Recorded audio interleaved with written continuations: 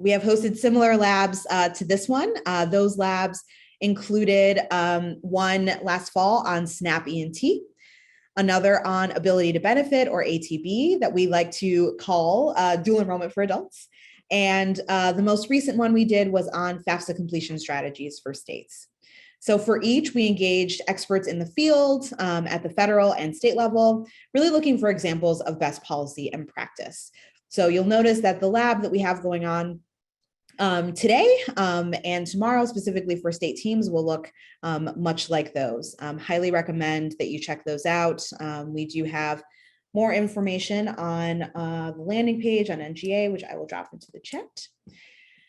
Okay, so the goal of these action labs is for participants to really leave with a set of action items. So it's in the name, right? Action. These are things that you all have heard from us or others in the room about how the work on that particular issue can be advanced. Just want to note that we do have 2 more labs coming up for 2022 that we hope you will all be on the lookout for. One is in person in DC in August in partnership with AAC&U and the Department of Education on digital equity. So I think Rachel can drop the link if you're interested in attending that or getting some more information. Thanks, Rachel. The other lab that we're doing likely later this fall, which will be virtual, is on a topic that's TBD, but right now we're thinking about childcare as an important topic to cover. So if folks are interested in that, please let us know. We're happy to keep you in the loop as planning continues for that action lab. So these labs are part of our broader work with NGA, really addressing issues at the intersection of workforce, education, public service, and racial and economic justice. For the other piece of the work that we're doing, in addition to the action labs, we've gathered a group of over 20 national organizations that we are calling the State Equitable Recovery Coalition, recognizing that recovery from the pandemic will likely take a great deal of collective effort. The thought is that leveraging our shared expertise and resources will get us much further than working alone. So as I mentioned, I dropped the link in the chat. If you're interested in learning more, we actually have recordings of the previous labs on there as well. But I do believe that some of our coalition members might be on the call today. So coalition, if you're in the room, please identify yourselves in the chat. We would love to highlight you and your organizations and your contributions to this work. Okay, moving on to our topic for today. So today we are talking about pre-apprenticeship. So our focus will be really on what strategies states can implement to create more pathways into, and then smooth those pathways into to apprenticeship. So pre-apprenticeship seemed like a topic that deserved some attention as another lever for recovery. And I know my colleagues at NGA and others across the country that we'll highlight today have done a great deal of work in the apprenticeship space and what it means to really prepare individuals to enter and succeed in an apprenticeship program. So we are excited to frame up the issue and lift up some strong examples today. The goal, again, will be to equip you, the participants, within the context that you're working with a frame for quality and also some good examples of approaches in other places.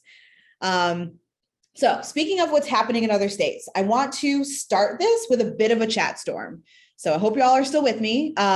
Keep in mind, there's no judgment here. We're all here to learn and to improve, but really curious how you all would really think about your current efforts around pre-apprenticeship. I'd like for you to drop in the chat, or if you want to answer privately in a message to me or my colleagues, Rachel at NGA, Eric at ESG, or Brett at ESG, or Amanda at NGA, just drop in one strength and kind of one challenge. Please keep it brief, but drop in the chat, again, one strength and one challenge. It can be related to the work that you're personally engaged with on pre-apprenticeship, or what you see for the field as a strength or benefit, and then a challenge.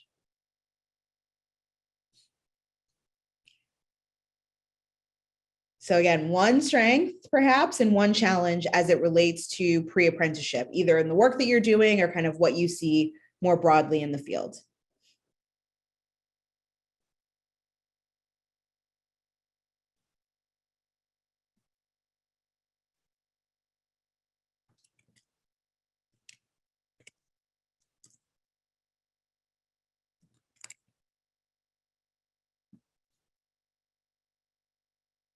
Okay, thanks, Tim. So growing interest in DOT, perhaps amongst contractors, ability to test out apprentices, challenge is data, collecting data on the program.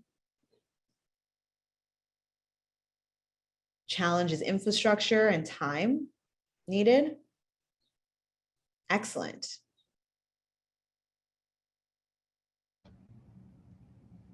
Great to see that some of the states in the room have a good start, but still things that you're grappling with. So that's great. Okay. Sounds good. All right. Again, this was not a judgment at all, but just wanted to know where you all are in the moment. Definitely seeing a range here, so appreciate that. Great. So we hope in that by being here today, you'll walk away with some ideas on how to improve or how to think through some of those challenges maybe that you're facing, and how you can share some of what you've seen as a strength in your own state or strength across the field with others that are in the room. So a few housekeeping things before I go over the agenda really briefly. First, please stay muted if possible. We have a lot of folks on the line, so you'll notice we're not in a webinar format. So that means that we are set up for your interaction. And we hope that when you do have something to say, please speak up. Drop a comment in the chat, raise your hand. When you're called on, come off of mute. We would love to hear from you all today. So definitely please utilize the chat. We'll be using it to share additional thoughts and resources, but definitely encourage you to interact, ask questions of our experts in the room while we have them. We did not build in a formal break, but we've been in the Zoom world for a while now. So please do step away if you need to, that is okay. And lastly, because all of these experts that we have, that will be speaking today, I encourage you to set your Zoom view to the speaker view option. So this way, as we're switching between speakers, you'll always have the right person front and center. Okay, moving on to our agenda for today. So I'm here to welcome you and go over this agenda. Next, I'll pass to Megan from the Office of Apprenticeship at the U.S. Department of Labor for her perspective. Then my colleague Rachel Hirsch from NGA will highlight NGA's great work in this space, give a bit of context on strategies, and emphasize the importance of pre-apprenticeship. And then we'll have Joshua Johnson of JFF walk us through JFF's pre-apprenticeship quality framework. We'll pause a little bit there for Q&A before moving on to a panel with several states that are doing great work: Wisconsin, South Carolina, Illinois.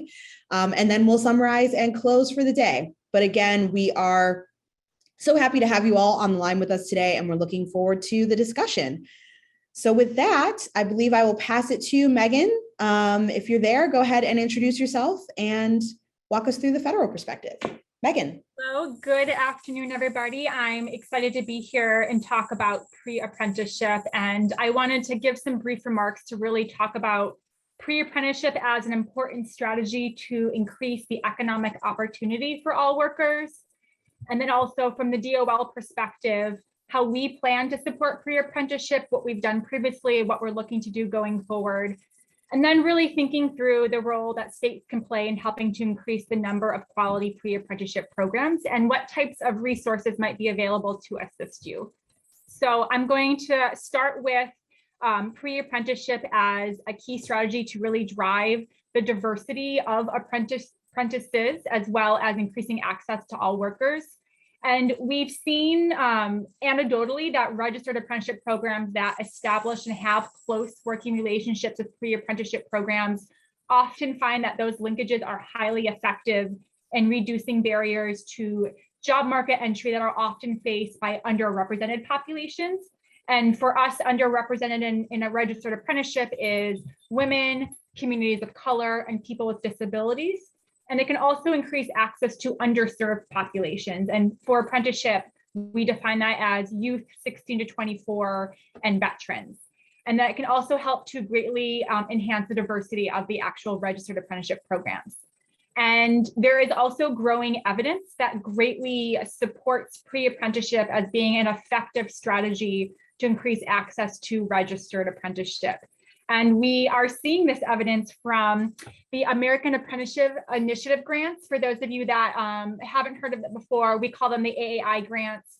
They were awarded in 2015, the first federal investment into registered apprenticeship. And actually, NGA Center for Best Practice was our technical assistance provider for those grants. So they, I'm sure, are well aware of them. But those grants had two key goals, and one was to increase the diversity of industries and occupations in registered apprenticeship. And then the second was to increase the access to and diversity of apprentices in registered apprenticeship. And this evaluation studied what the grantees did, if they were successful in really diversifying the pool of who apprentices were. And the evaluation findings are just now starting to come out. There's been 3 reports published. There are several more coming this summer. And the evidence is showing us that pre-apprenticeship is an extremely effective strategy to diversify registered apprenticeship. And it's really exciting to see. I think we've always thought that, but to actually see it in the evidence findings and to be able to use that to really promote and leverage that opportunity. I think it was 1/2 to 2/3 of the grantees had identified at the start that they were going to use pre-apprenticeship as a key recruitment pipeline strategy. And the evaluation found that by the end of the grants, basically every single grantee ended up adding a pre-apprenticeship program, that it was a really critical component to get apprentices and to get diverse apprentices into registered apprenticeship. We are also seeing from the evidence a lot around the impact on outcomes for apprentices, and the evaluations are looking at what was an individual's wages before they were in a pre-apprenticeship and or a registered program, what were they when they completed, and then also looking at that in comparison to the general workforce. For the same occupation, what are the wages of individuals that have gone through a pre-apprenticeship or registered apprenticeship program versus those who have the same job and have not? And they're significantly higher. This evaluation has not published yet, it's coming out soon this summer, but the impact on wages that pre-apprenticeship can have for individuals is really exciting to see. We're all focused on ensuring that everybody has access to good and well-paying and safe jobs, and the evidence is really backing up that pre-apprenticeship and registered can do that.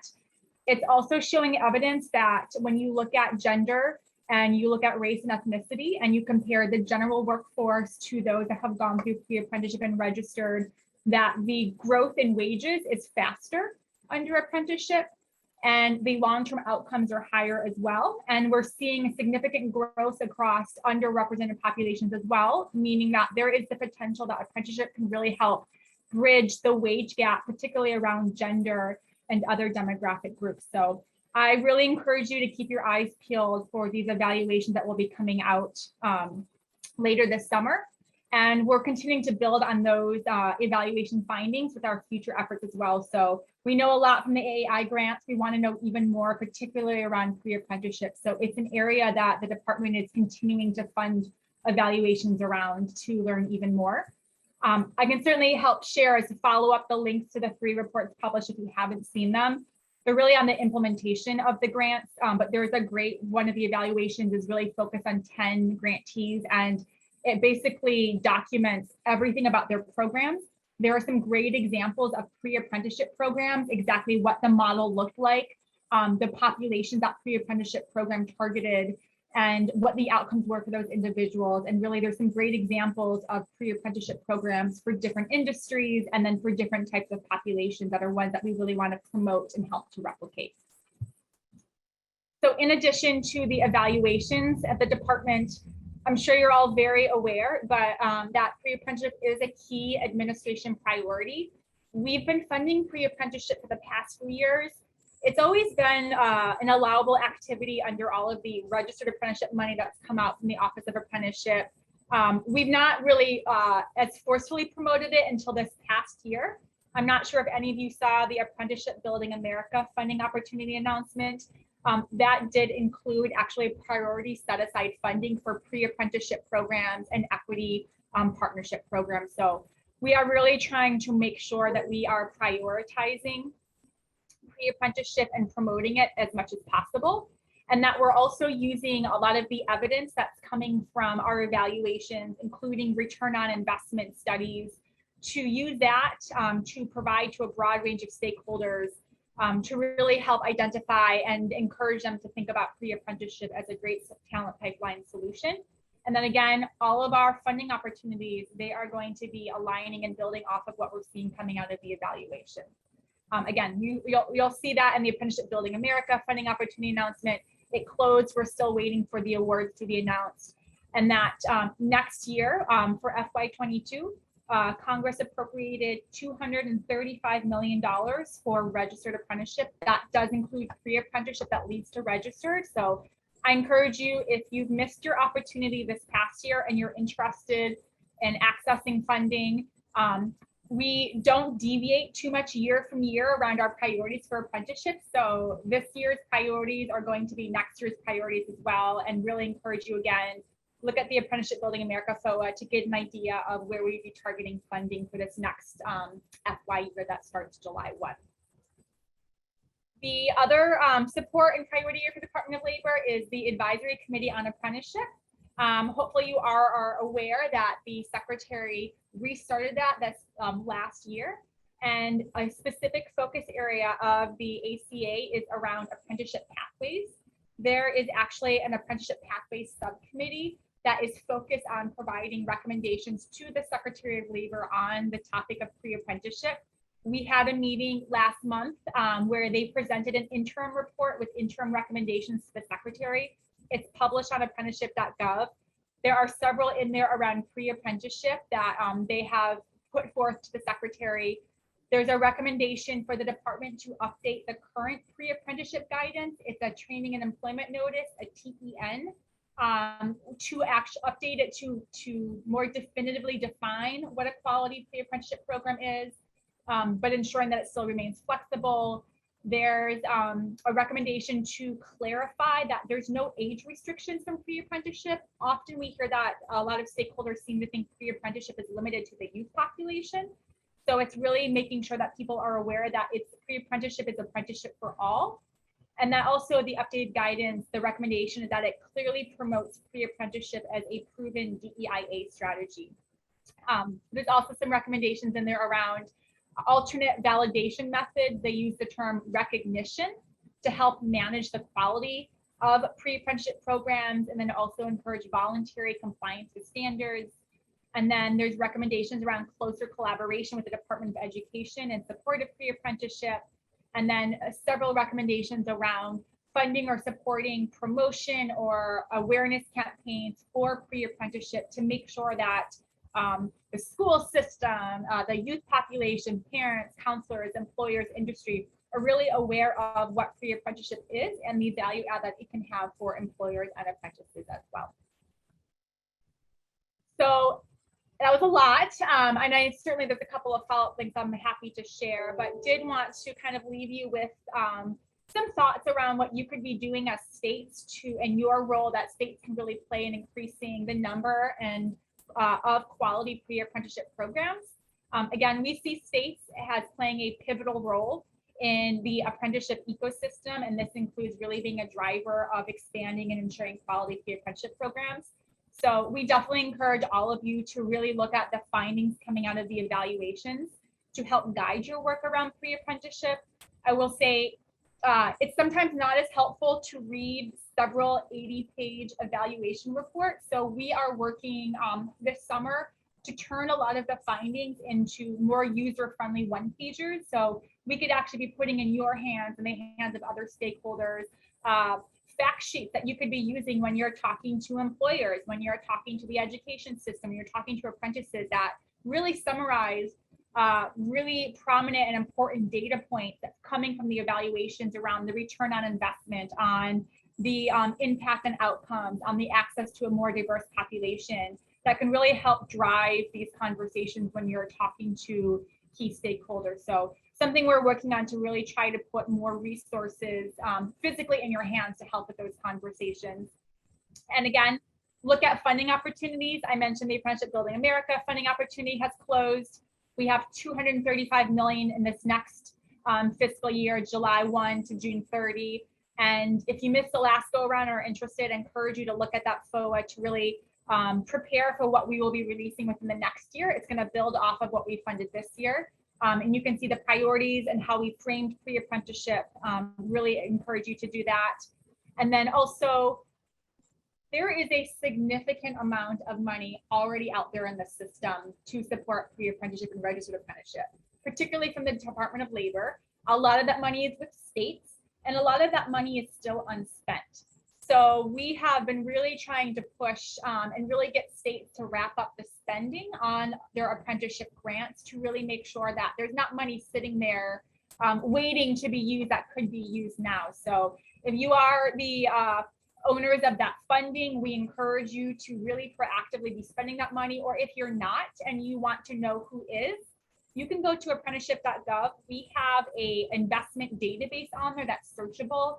You can search by industry or state location, see what money is already out there and what that money was provided to do, and really use that as an opportunity to connect with some of those organizations, to partner with them and potentially access funding, but really help spend that money around pre-apprenticeship and registered apprenticeship. And lastly, I cannot leave the conversation without talking about the Infrastructure Investment Jobs Act. The Department of Labor did not get any money in that very large bill. However, it is closely tied to the work that we do, and registered apprenticeship is a big piece of that. There's a lot of money out there. We really encouraging leveraging IIJA funding opportunities, particularly to support registered apprenticeship. So in those instances at the state level, and maybe talking to the Department of Transportation, the Highway Office, really figuring out who has an IIJA money that can be used for workforce development training programs, and connecting with them and finding ways to make sure that they are thinking about apprenticeship as they're developing their plans, or even helping them think through ways that you can be leveraging that funding as well to support the state's efforts around apprenticeship. So it's just a couple of things to think about. I'm not sure if there's time for questions and answers, but if there are, I'm happy to answer any.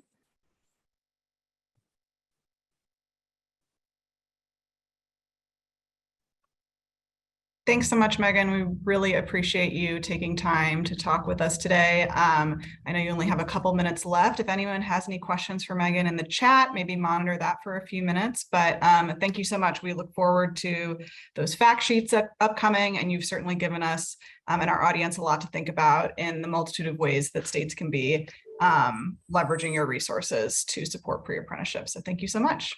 Great, thanks everybody. Awesome.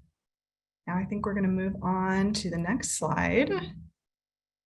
Great. So thank you all for joining us today. I'm Rachel Hirsch. I'm a senior policy analyst on the post-secondary education team at the NGA Center for Best Practices, where we work to support the 55 governors of the states, commonwealths, and territories in their work. And I'm going to be doing a little bit more context setting. We've heard a ton of great points already from Megan, but just to get us all on the same page about why pre-apprenticeship is such a great opportunity, especially in diversifying those who are participating and succeeding in registered apprenticeship programs. And then we're going to get to the best part, which is our wonderful expert speakers. But with that, on the next slide, I want to give a little bit of context for NGA's work in this space. As you can see, we have several past and current projects that are focused wholly or in part on apprenticeship and pre-apprenticeship. Our largest project probably to date was the Policy Academy on Scaling Work-Based Learning, which ran for 6 years, ended at the end of 2021. We engaged 23 states and 1 territory throughout those 6 years in technical assistance in scaling their high-quality work-based learning programs, of which pre-apprenticeship and apprenticeship are both examples. And I would point you for many of these resources to our website there at the bottom, where we have several publications on topics that are relevant to work-based learning, but pre-apprenticeship as well. In addition to that, we were also a partner in the Expanding Community College Apprenticeship project that was run by the American Association for Community Colleges. Their website also has a wealth of information and data from that project, which also wrapped recently. As Megan mentioned, we were the TA provider for the American Apprenticeship Initiative, the link in this slide, which again, you all will receive these slides afterwards, so you'll be able to access these links easily. This link here links to our recent report that we did on what we were seeing from the grantees, best practices, challenges, etc. And then currently we have several projects as well running. One which I'm really excited about, Megan gave a great lead into, is our project on apprenticeship as a strategy to support the development of the transportation workforce. So in that one, we're working with 4 states to utilize funds from the infrastructure bill that are now allowable to be used for pre-apprenticeship and apprenticeship in particular. So again, really would encourage you, if you're not already, to be talking to your state Department of Transportation that is receiving many of those funds and working together to see if you can create a plan that includes workforce development, pre-apprenticeship, and apprenticeship. Second is that we released at the very end of last year a governor's playbook to leveraging registered apprenticeship. Again, some recommendations that governor's offices can utilize to really scale the apprenticeship landscape in general. And then finally, we are a partner organization on the Partnership to Advance Youth Apprenticeship, or PIA. So a wealth of resources here from us and different organizations on the apprenticeship landscape, because of course, ideally, pre-apprenticeship and apprenticeship are working in tandem to create economic opportunity for all. So on the next slide, again, just to context set a little bit about why pre-apprenticeship is important, why we're focusing on it. As Tiffany mentioned, our coalition members really expressed an interest in having this as a topic, as well as our other membership. So we're really excited to focus on that today. But probably most folks in this room are already aware and bought into the idea that apprenticeship is a really great model that helps people get into great careers while they're earning a wage. It's a especially good model to help folks that might be underemployed or unemployed, who really need to be earning a wage while they train for a job. However, many apprenticeship programs require a certain level of skill before entering. So if you are lacking in basic math, reading, English, or other specific skills, you may not be able to just go and enter that registered apprenticeship program and succeed. So pre-apprenticeship really helps upskill people to get really prepared for and successful in a registered apprenticeship program. So it really can help more people in your state take advantage of that earn and learn model, find financial security and good careers. They also can serve as a reliable talent pipeline to apprenticeship programs. So if you have programs, right now we have a lot of job openings, not as many people going into those jobs. Pre-apprenticeship is kind of a long-term solution that can help make sure that your apprenticeship programs are constantly bringing in talent. And on the next slide, as we mentioned, this is part of our larger effort called the State Equitable Recovery Coalition. So obviously we are very interested and have hosted these action labs on topics that we believe will increase equity and economic opportunity. So why is pre-apprenticeship important to that? Again, Megan spoke a bit to this, but to really drive it home, participation rates and occupational segregation continue to be issues in registered apprenticeship programs. The numbers are extremely stark by gender, but also race and other factors.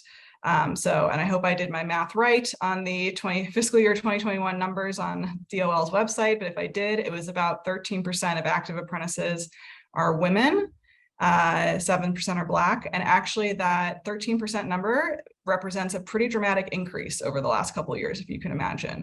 It's obviously still not representative of the labor force. It is improving, but we have a ways more to go. And pre-apprenticeship can be one of those solutions that helps you really target women in your state and help bring them into those good paying jobs and opportunities through apprentices.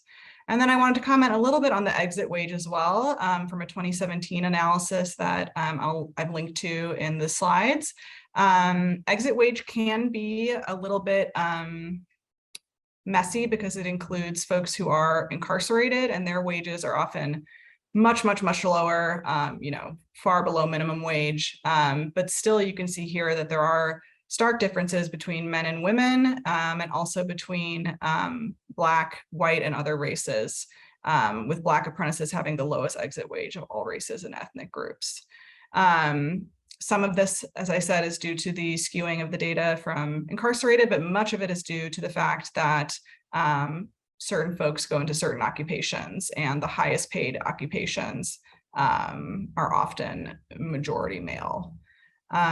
So pre-apprenticeship is really a strategy that, when it's used well and used strategically, can diversify this talent pipeline and help directly address these inequities. And I really want to harp on the fact that strategic partnerships are key to capitalizing on this opportunity, whether that's with employers, community-based organizations, nonprofits, et cetera. Those are going to be key in scaling your opportunities here if you're interested in addressing these inequities. On the next slide. A few considerations. Again, we're going to hear more about this in detail from our speakers, but as I mentioned, the connection to employers and registered apprenticeship is key. We really don't want folks going into a pre-apprenticeship program and exiting without anything else that makes them better off than when they started. We don't want this to be a bridge to nowhere. So potential opportunities can be a guaranteed interview, consideration with a registered apprenticeship, attainment of one or more industry recognized credentials, academic credit, et cetera. Another thing that we've come across, which certainly is true of much of the work-based learning field, is that pre-apprenticeship, the name, can mean different things to different people, and it can be used to describe programs that maybe by your standards are not pre-apprenticeship. So it's important to also dispel misunderstandings, misinformation, and really kind of have a marketing strategy when it comes to pre-apprenticeship to make sure that folks understand what it is, what the advantages are, and what it looks like. And then also another thing we've heard in our discussions is that the supply of people going through pre-apprenticeship programs is not always met by demand from the employers and from the registered apprenticeship program. So the demand might be lower. So working to increase the demand on the registered apprenticeship and employer side will help balance that out so that folks are going straight from a pre-apprenticeship into an apprenticeship program. Finally, on the next slide, wanted to just go over a few potential state strategies that we're going to hear about today, and if you're joining us tomorrow. So one would be setting a statewide pre-apprenticeship definition and goal.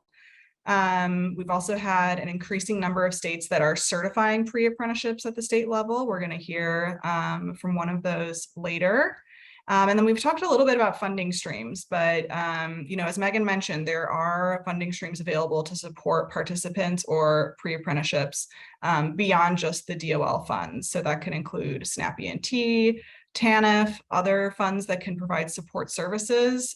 Transportation and childcare are two huge ones, especially when you're thinking about engaging women more in these programs. Childcare cannot be understated, and there are several venues for which to get funding for those support services. So really thinking about how you can best leverage your funding landscape there will be important.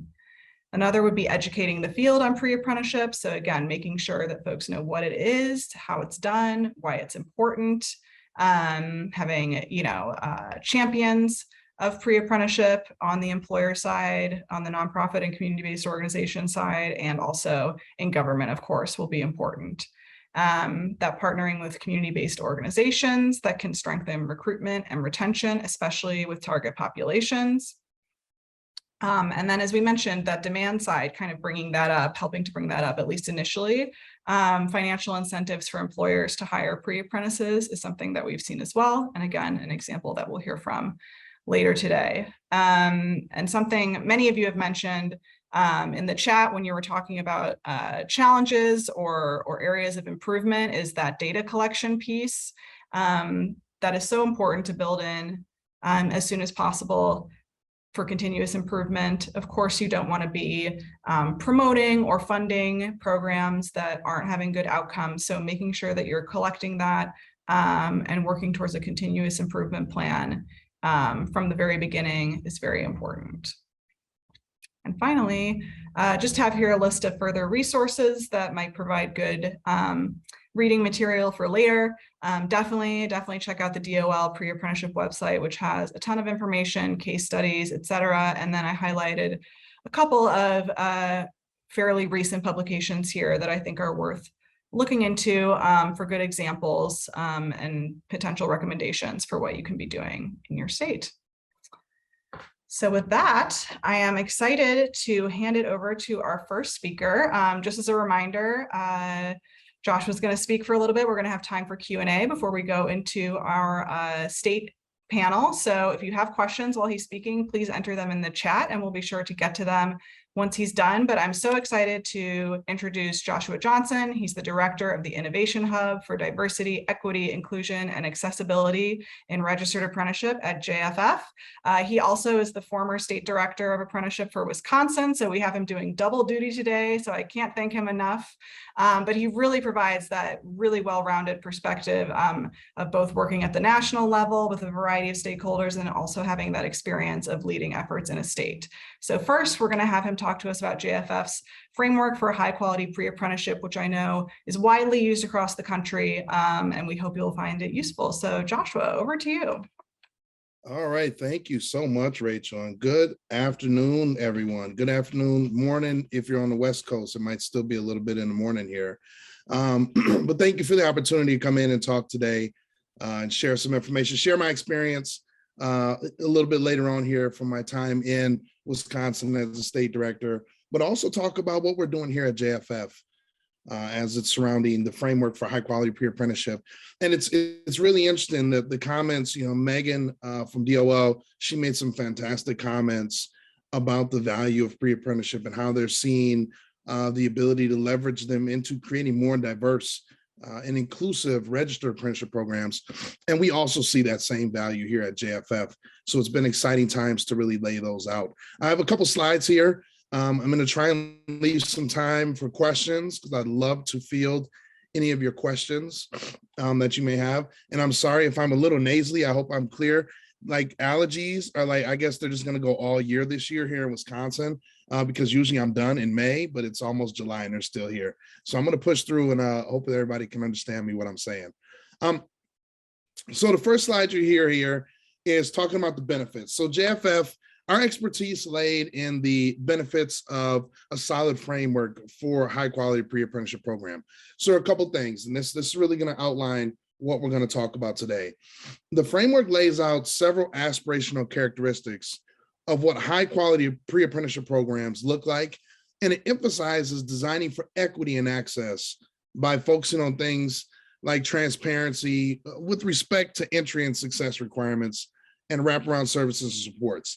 Many of those, like just in that one sentence alone there, my opening, we've talked about that in the first 20 minutes here of this presentation. So some of these will be recurring themes that you will hear, but I always believe a seed gets planted and it continues to get watered as it grows. So I just feel like these seeds will continue to be planted and watered. But JFF has adopted this framework really in two additional iterations. One was focused on program development in the IT industry, and another one looks at the effective practices for building pre-apprenticeship programs that serve and support opportunity youth or young adults that face significant barriers to the labor market. So we've seen the value of this framework. We've placed it in we've used it in two other areas as well with great success. Next slide, please. So what you'll see here is for high quality pre-apprenticeship program, JFF has found or identified 6 key characteristics.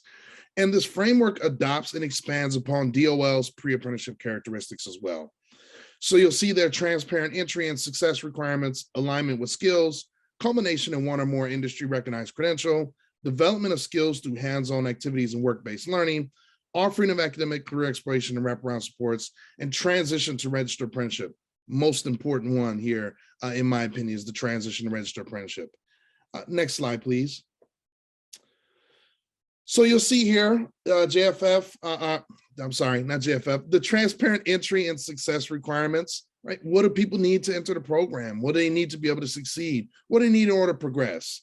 So JFF realizes that when working with underrepresented populations, you don't get additional opportunities to be exact or correct. So you have to be transparent from the moment someone engages. You have to be sure that you make everything about this program or the process transparent and clear. Some programs actually collect all important info during the pre-apprenticeship so that the participant doesn't have to try and find it in a short amount of time when they're applying for an apprenticeship. That's what we talk about with, the transparent entry and success requirements. We know that the goal is to get individuals into registered apprenticeship. So when you're designing a pre-apprenticeship program or when you're having conversations, everything should be focused on what is going to be needed to get through this program successfully and then to get into a registered apprenticeship successfully. Next slide, please. Alignment with skills, right? Another one of our key characteristics. We want programs that are built and they have a focus on entering those high quality apprenticeship programs with those soft skills, technical skills, soft or essential skills, technical skills, and even academic credentials that will allow them to be successful in the registered apprenticeship program. There are a couple examples I want to share here with you.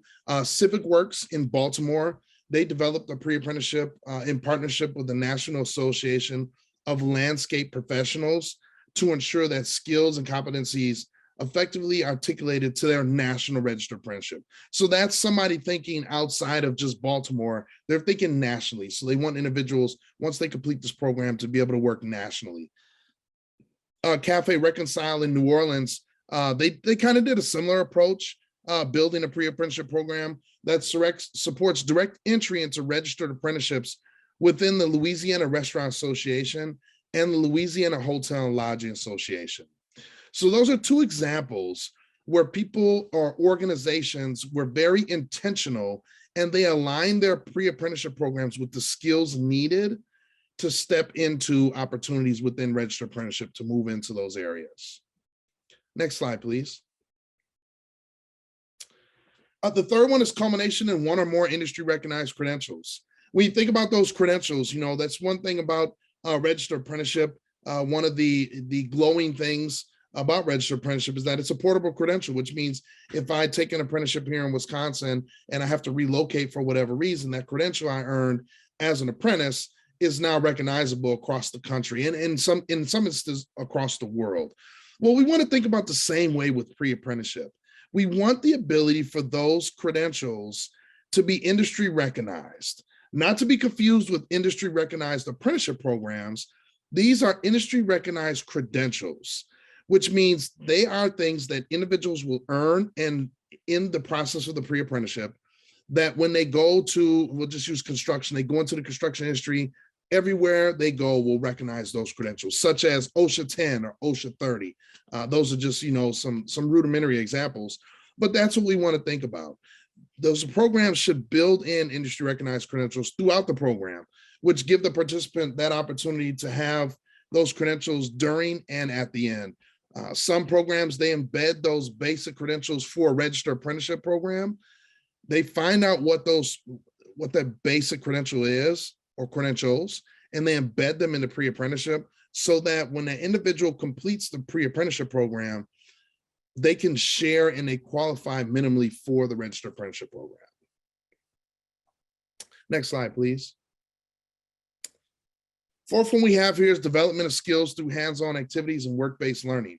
It's just like apprenticeship. When we talk about apprenticeship isn't just going to school. Apprenticeship isn't just learning on the job. It's a combination of both. And what we've seen is opportunities in pre-apprenticeship where you bring both into the conversation. Some of the more successful pre-apprenticeship programs I've seen here in Wisconsin when I was a state director incorporated both of these in a very healthy rate. Some of them were 50-50. They wanted you to learn in the classroom because they wanted you to be able to, you know, to comprehend and be able to diagnose things, you know, reading the books or, you know, reading blueprints, you know, reading blueprints as an example. But then they also want you out in the lab or they want you out in the field and they want you to do it hands-on. And we feel like that is one of the key characteristics of high quality pre-apprenticeship programs. You really have to get folks out there. You have to replicate what they'll be doing on the job so they'll know if they like it. And for many people that get into pre-apprenticeships, they get into it and into some, I will say, let me back this statement up. There were pre-apprenticeships here in Wisconsin where they had individuals getting into the pre-apprenticeship and they had no clue what life on the highway was going to be like in highway construction because they learned everything in a building. So once they got out on the highway and realized that cars actually really do go 80 miles an hour through construction zones and that trucks really do drive really close to the barrier wall, they found out they don't like that job and they don't like that field. So you want to really try your best to replicate what they're going to be doing on the job. Next slide, please.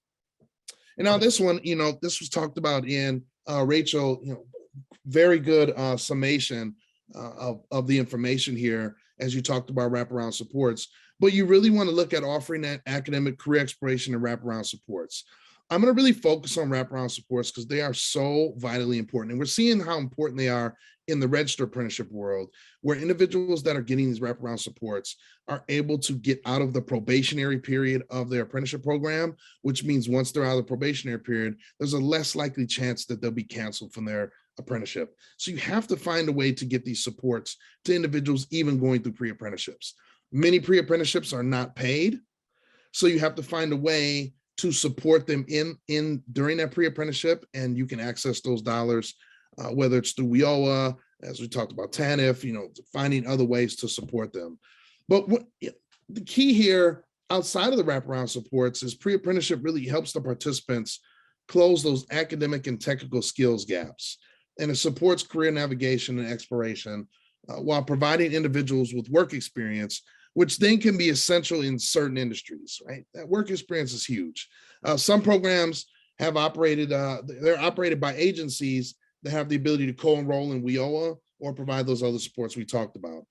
And as I said, most of them are unpaid, so we have to find a way to support them, support folks as they're going through. One example here in Philadelphia, Jeff's Human Services, they developed an IT pre-apprenticeship that incorporated national service as a way to provide work-based learning and a stipend to the participants. Now, I'm going to say that a stipend to pre-apprenticeship participants is rare. That is not something that typically happens, especially if the program is tied to USDOL apprenticeship money. You are unable to give stipends for those pre-apprentices.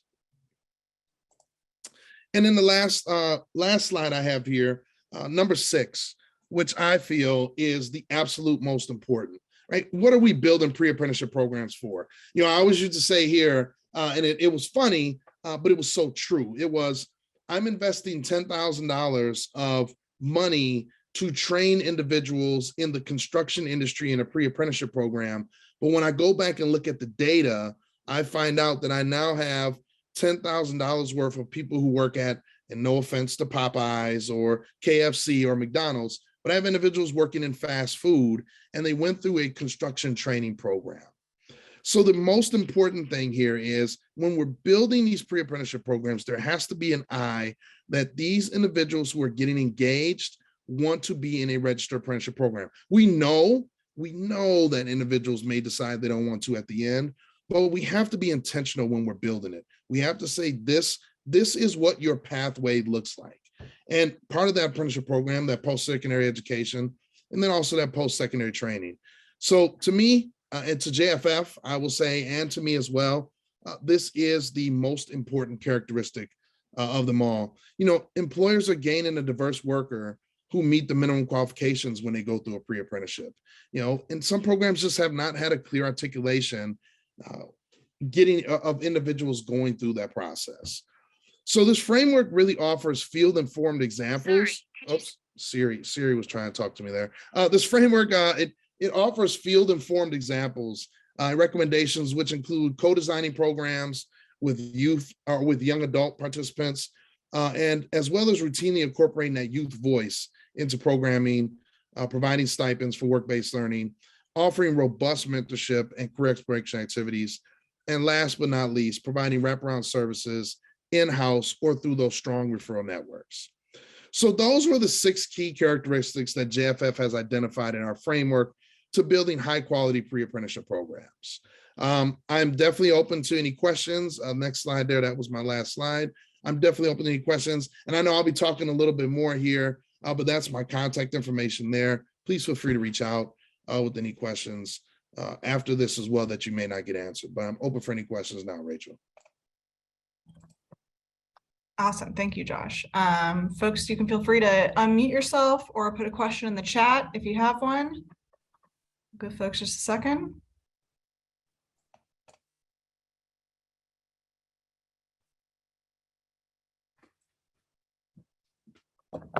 While folks are thinking, Josh, I have a question actually. So on this webinar, you're wearing many hats, and at JFF, you're the director of this new innovation hub, and there you're working with a variety of stakeholders to increase DEIA in apprenticeship. Could you talk a little bit about how, if at all, pre-apprenticeship is in the conversation there? What kind of reactions you're hearing, etc.? Definitely. And so what we see as pre-apprenticeship, this is actually a great softball question, Rachel. What we see, there's two things about pre-apprenticeship that when you're building them, you have to be very careful about. Number one, when you're building a pre-apprenticeship program, you have to understand that many people build these programs because of the funding that's there, right? They just see it as an ability to create opportunities to train folks. But what they don't see is the number two part, which is pre-apprenticeship becomes a barrier for some individuals the way they're built. And we have to be careful that when we build pre-apprenticeship programs, we're not creating additional barriers for underrepresented populations. I always think back to when I was a construction worker and I was sitting in a pre-apprenticeship class early 2000s before it was called pre-apprenticeship. And I was really the only one working. I was the only one in the field working. And I didn't need the pre-apprenticeship. And I think about so many other people who I've come across who are pushed to go take the programs, but they really don't need them. And that could push people away. So for us, we see pre-apprenticeship as a game changer, especially in many industries where you get exposure and you kind of get an idea. Construction, I always think of as the number one, right? There's no way to replicate like the true working construction. You have to do as best as you possibly can.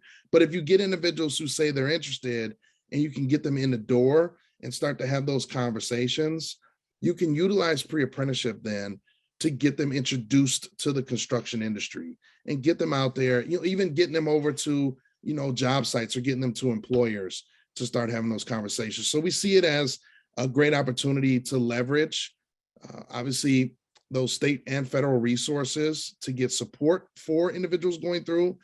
But we see the opportunity to create a lot of diversity coming through there as well. And that's something I'll talk a little bit about when Wisconsin, how we incentivized employers and why I created it in that way, because we see the majority of individuals going through the pre-apprenticeship programs are from underrepresented populations. So if you can find a way to create that path, a very strong pipeline, you can start to create an opportunity for diversity and inclusion going across. Awesome, thank you. And we just got a question about how pre-apprenticeship pathways can be designed so if the learners, learn that that's not necessarily a career that they want to pursue, they don't lose momentum or recognition of their skills development. Well, I think one way is to build in those interim credentials or like those industry recognized credentials through there. I always think about, 18 years old, individuals graduate from high school and they really don't know what they want to do. So they either go to college, they go into the workforce, whatever, but at some way down the line, they're gaining these skills that they're being recognized for, whether it's through schooling, whether it's through their work. And I think the same thing can be said for pre-apprenticeship. When you're building in some interim credentials that now, if they do change their mind and decide, or let's take it a little bit even deeper, Amanda, not that they change their mind, but they realize I'm not getting paid for this. And I have childcare issues, or I have to be able to, I got to go to work. They'll be able to have those credentials or the recognition of their skills. They'll have proof of it so that they can get engaged back down the line. So I think building in those interim credentials is one way. I'm sure there's many other ways, but I definitely think one way is to build in the interim credentials so you can recognize that skill. Awesome. And then I'm getting a few through comments just directly. Are you seeing pre-apprenticeship embedded in secondary or post-secondary CTE programs a decent amount? I'm imagining a little more at the secondary level, but interested in your comments on that.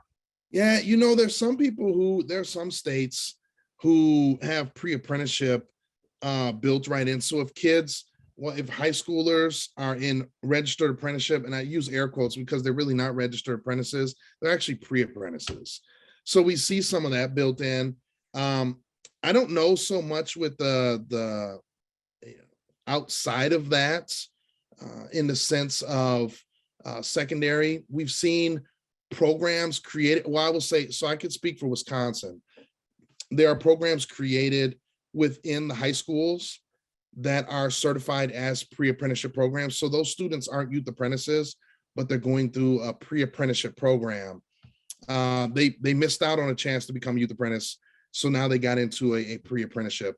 But we see a few of those here embedded. Construction is a very big one that has embedded themselves in the high schools here with pre-apprenticeship. And then I also got a question directly for pre-apprenticeship. We know that there, are various ways of measuring skill attainment, competency-based, time-based. Is there diversity in that in pre-apprenticeship as well that you're seeing? Is there one that you think is better than the other? No, I think most of them. One of the things that we saw here, and it was, in Wisconsin, it was, we always asked when someone submitted an application, like, all right, how long is this program going to be, right? 8 weeks, 10 weeks, 4 weeks. We really depended on industry to decide what that looked like, whether it was competency-based, or whether it was competencies that were going to qualify them to get into the registered apprenticeship, or whether it was time, like this amount of time, and then can we see if we can articulate this as credit towards a registered apprenticeship.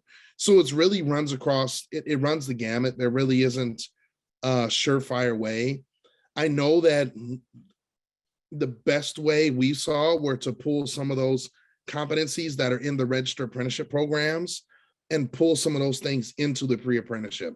So building a good relationship between those pre-apprenticeship providers and sponsors or employers of registered apprenticeship, and getting those key things down into the pre-apprenticeship, those competencies that they have to do. We saw a lot of success with that because now you're giving an individual, you're giving them a little taste of what that apprenticeship is going to look like.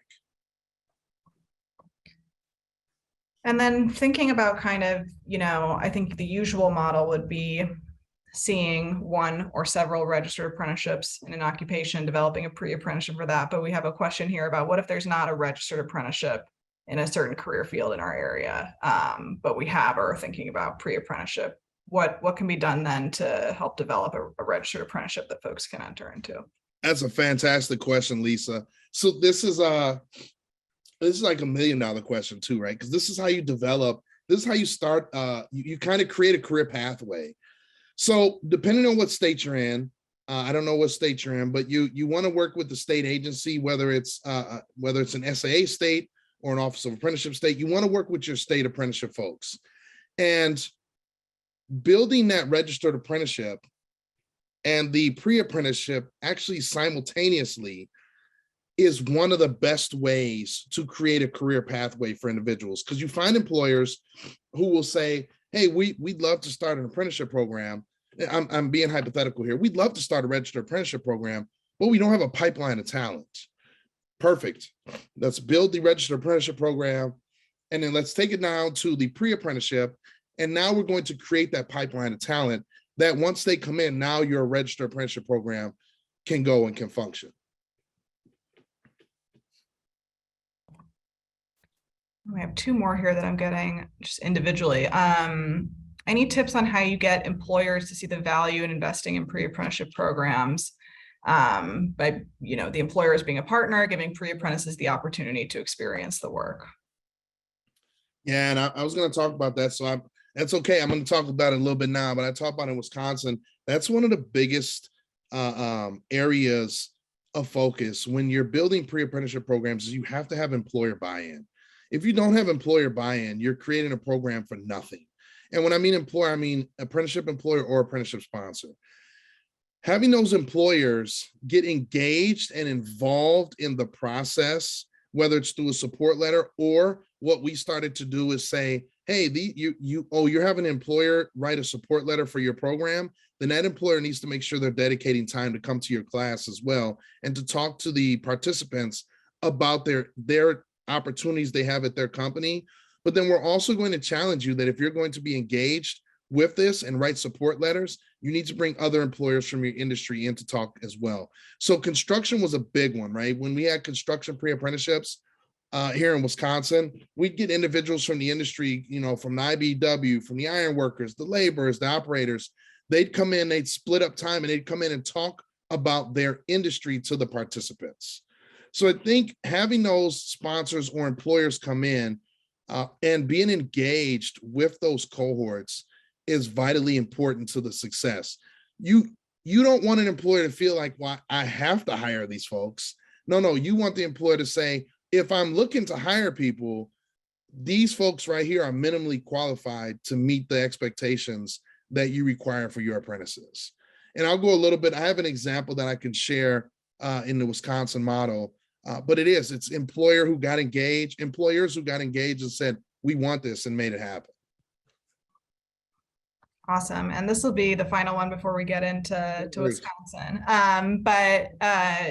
To what degree and how can transparency in terms of outcomes play a role in ensuring quality? Ooh, that's a great question right there. So as a state director, so this is a good segue too. As a state director, that's one of the challenges that I had with looking and saying, we went back, as Megan talked about, to the AAI days, so like 2015. We pulled data to see how many individuals went through pre-apprenticeship programs. And this was in 2018 or 19, I believe. And we found that there were 298 that matriculated over into a registered apprenticeship. And it was just a little bit over 10% that went across.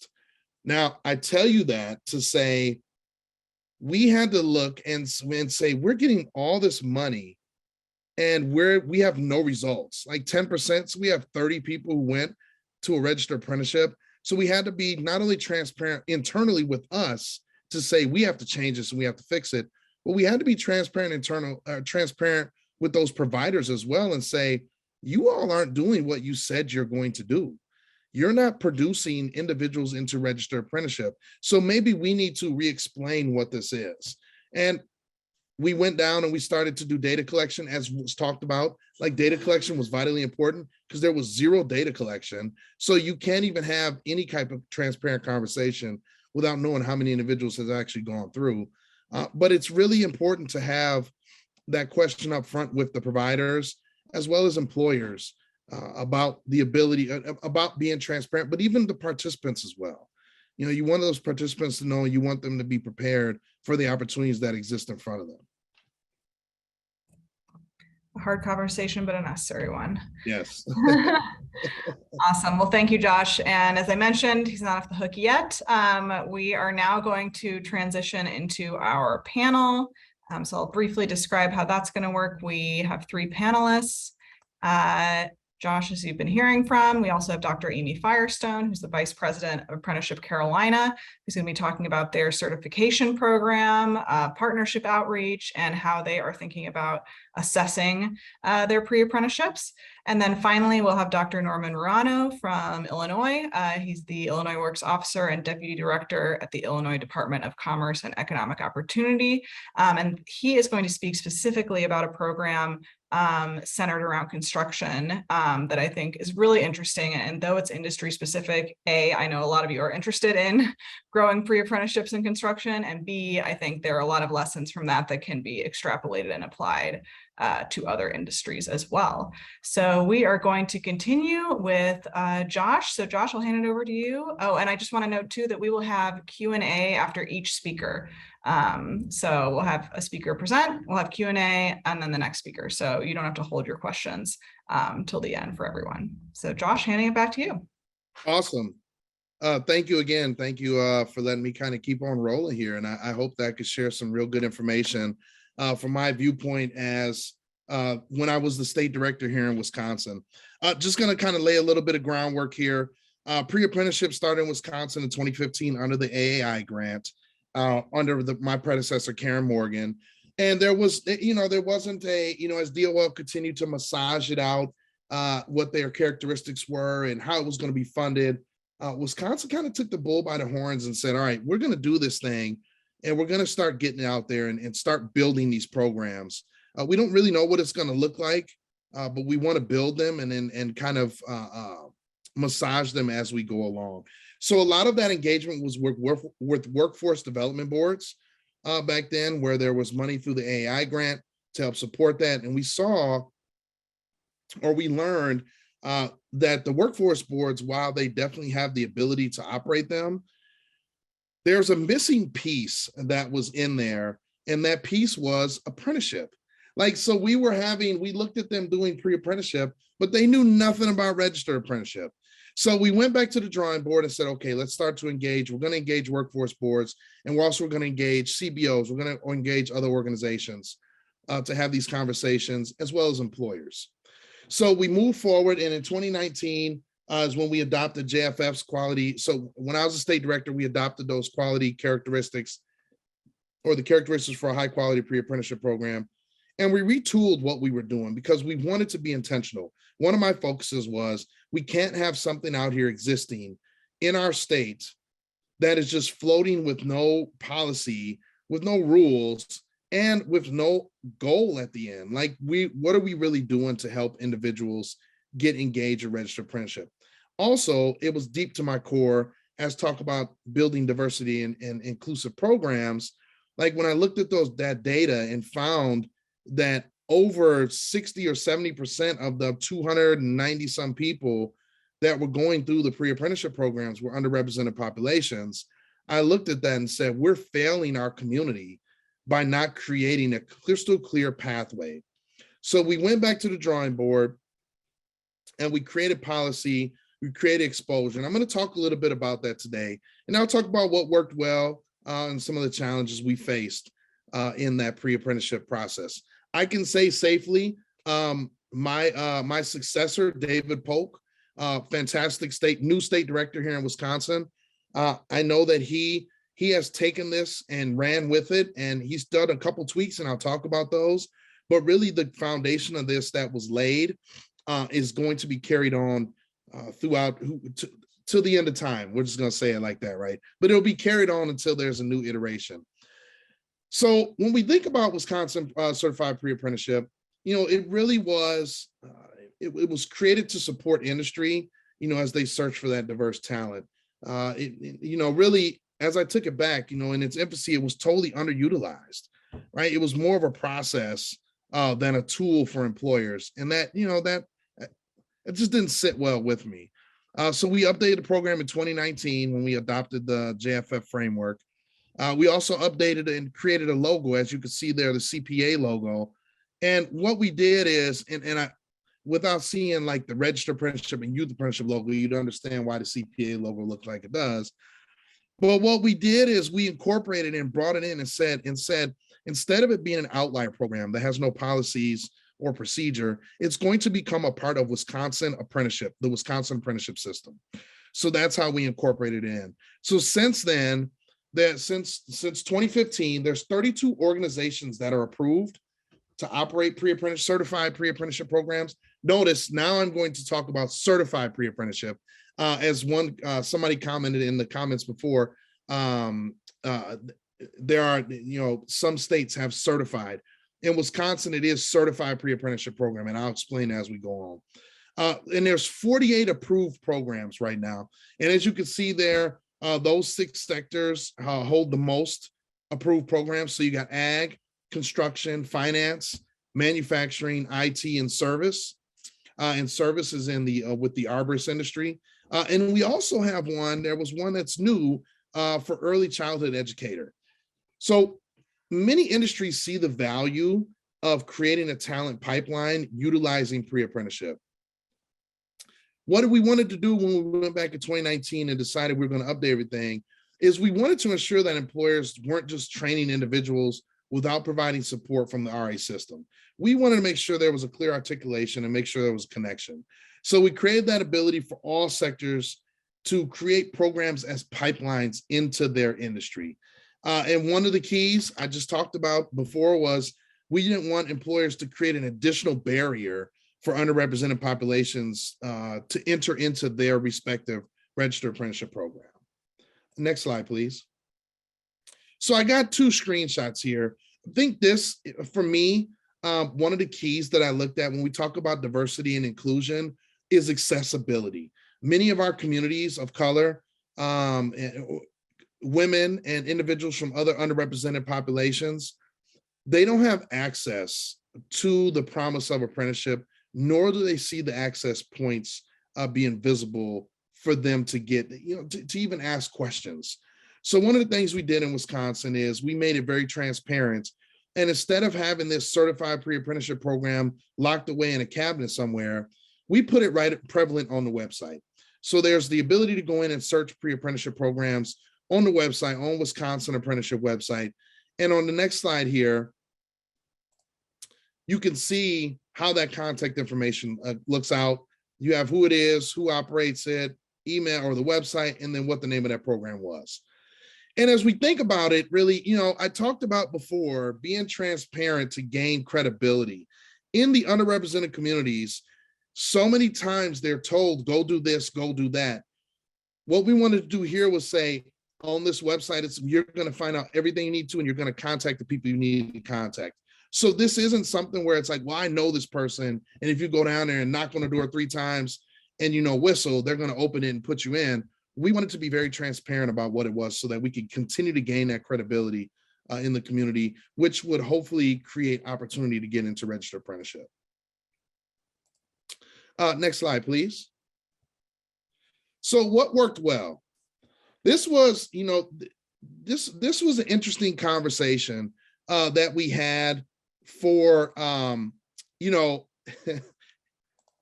you're going through in 2015, as we talked about. And I think that's the part, as Rachel said, those really tough conversations to have. But we had to go and look and say, all right, what are we doing well? Like, let's pat ourselves on the back a little bit here. And let's say, hey, what can we use to springboard us into the future? So one of those things is we realized that the advisory council was actually approving all of the pre-apprenticeship programs in Wisconsin. So the advisory council, the process would be that an employer organization, CBO, whoever it was, they would submit this application. It would come to the director. The director would then send out copies to the advisory council. The advisory council would then review them. And then when we met for our quarterly advisory council meeting, they would either approve or not approve the program. If they approve it, then the director moves on and approves it. If they don't approve it, the director had the ability to say, well, you all might not approve it, but I'm approving it. So what the council made a suggestion was, why don't you just eliminate us from that whole process? Because Josh, at the end of the day, like, you have ultimate say so if they become approved or not. They also saw the value in the director doing the approval because many were from construction or manufacturing or utilities. They weren't abreast of the new industries and what goes on in the new industries like I was. So they felt it would be easier. So what worked well was the council was approving it, but worked even better was when they moved it to director approval, because then I was able to get those programs approved a lot faster. We were able to tap into organizations that applied for pre-apprenticeship programs that serve diverse customers. One of the biggest ones, though, was the ability to connect employers to organizations they had never met before. And I think I have 2 examples here that were like key. They've been game changers for these organizations. The first one was Advocate Aurora Healthcare, who has exploded onto the apprenticeship scene over the past 4 years. They hired culinary line cooks from a ProStart culinary pre-apprenticeship program that's run by the Social Development Commission, otherwise known as SDC here. And due to that relationship, Advocate Aurora started recruiting out of the SDC when they were recruiting for their culinary cooks. The next thing you know, they started recruiting for their brand new facility maintenance technician program out of the SDC construction pre-apprenticeship program. So they were like, wait a minute, there's this talent. We didn't even know this talent existed. Let's start going in. So that organization wouldn't have become engaged with an SDC if it was not for those pre-apprenticeship programs. The other one is the arborist industry. So Wisconsin created the first arborist registered apprenticeship program in the nation. Their employers would meet and they were struggling to find talent. Like they said, okay, we have this program, now how do we utilize it? So with the assistance of State Senator Lena Taylor and the Northcott Neighborhood House, they started the Love and Faith Arborist Certified Pre-Apprenticeship Program. That occupation, because it was growing so fast, they were going in and hiring individuals as soon as they graduated the program. They built a relationship with MATC, so Milwaukee Area Technical College, and the apprenticeship director at the time was David Polk, the current state director now for apprenticeship. And what they would do is they go in and start recruiting those individuals prior to graduation, and as soon as they graduate, they were hiring them on. So what we saw there was an industry who saw the value and said, we need people, and found a way to make it happen. And lastly, we provide those employers with individuals who met the minimum qualifications. All of our certified pre-apprenticeship programs, they had to have those minimum qualifications embedded in them so that when individuals completed, they could move on and go into registered apprenticeship. All right, the challenges. Next slide, please. So the challenges. Organizations were training individuals who weren't interested in a career path. No articulation into registered apprenticeship. Registered apprenticeship employers were signing a support letter, but then they weren't even hiring the completers. And lastly, the reporting inconsistencies from certified programs. So these four, and these aren't really major challenges. They are things that these are things that are created through miscommunication or through the growth of what we wanted pre-apprenticeship to look like. But one of the ones that really stuck with me was organizations were just finding if someone walked through the door and they were a Black woman and they'd say, oh, and she's saying, I'm looking for work. They wouldn't even ask her questions. They'd say, we want to put you in this construction pre-apprenticeship program. And then she'd go through the program and was like, I don't want to do this. But now we've invested time and money into her and she's not interested. So we really started to crack down and tell programs they had to be intentional with their recruiting. And we wanted to see what that looked like. We wanted to see how intentional they were going to be. There were also many of the programs didn't create strong relationship with employers outside of the one or two that signed a letter of support. So we wanted to see them have those strong relationships with those employers, because that's how you're going to get the articulation to go across. And then lastly, as I said, the reporting inconsistencies, they didn't know. They were internally reporting, but they weren't reporting to us. Next slide, please. So as I wrap up here, this is my last slide. So next steps, what does Wisconsin Certified Pre-Apprenticeship look like? So as I talked to David actually last night, they have a simplified application process now so that they realigned it with the monitoring document. As I talked about being certified, we actually created it where programs are going to be monitored every 2 years. And if the program falls short, then Wisconsin Apprenticeship will provide that technical assistance. And they do that through the use of the apprenticeship navigators, not to be confused with the apprenticeship training representatives, but these are apprenticeship navigators who are responsible to do the monitoring and setting up those CPA programs. So they're embedded from the beginning and to help them connect to employers.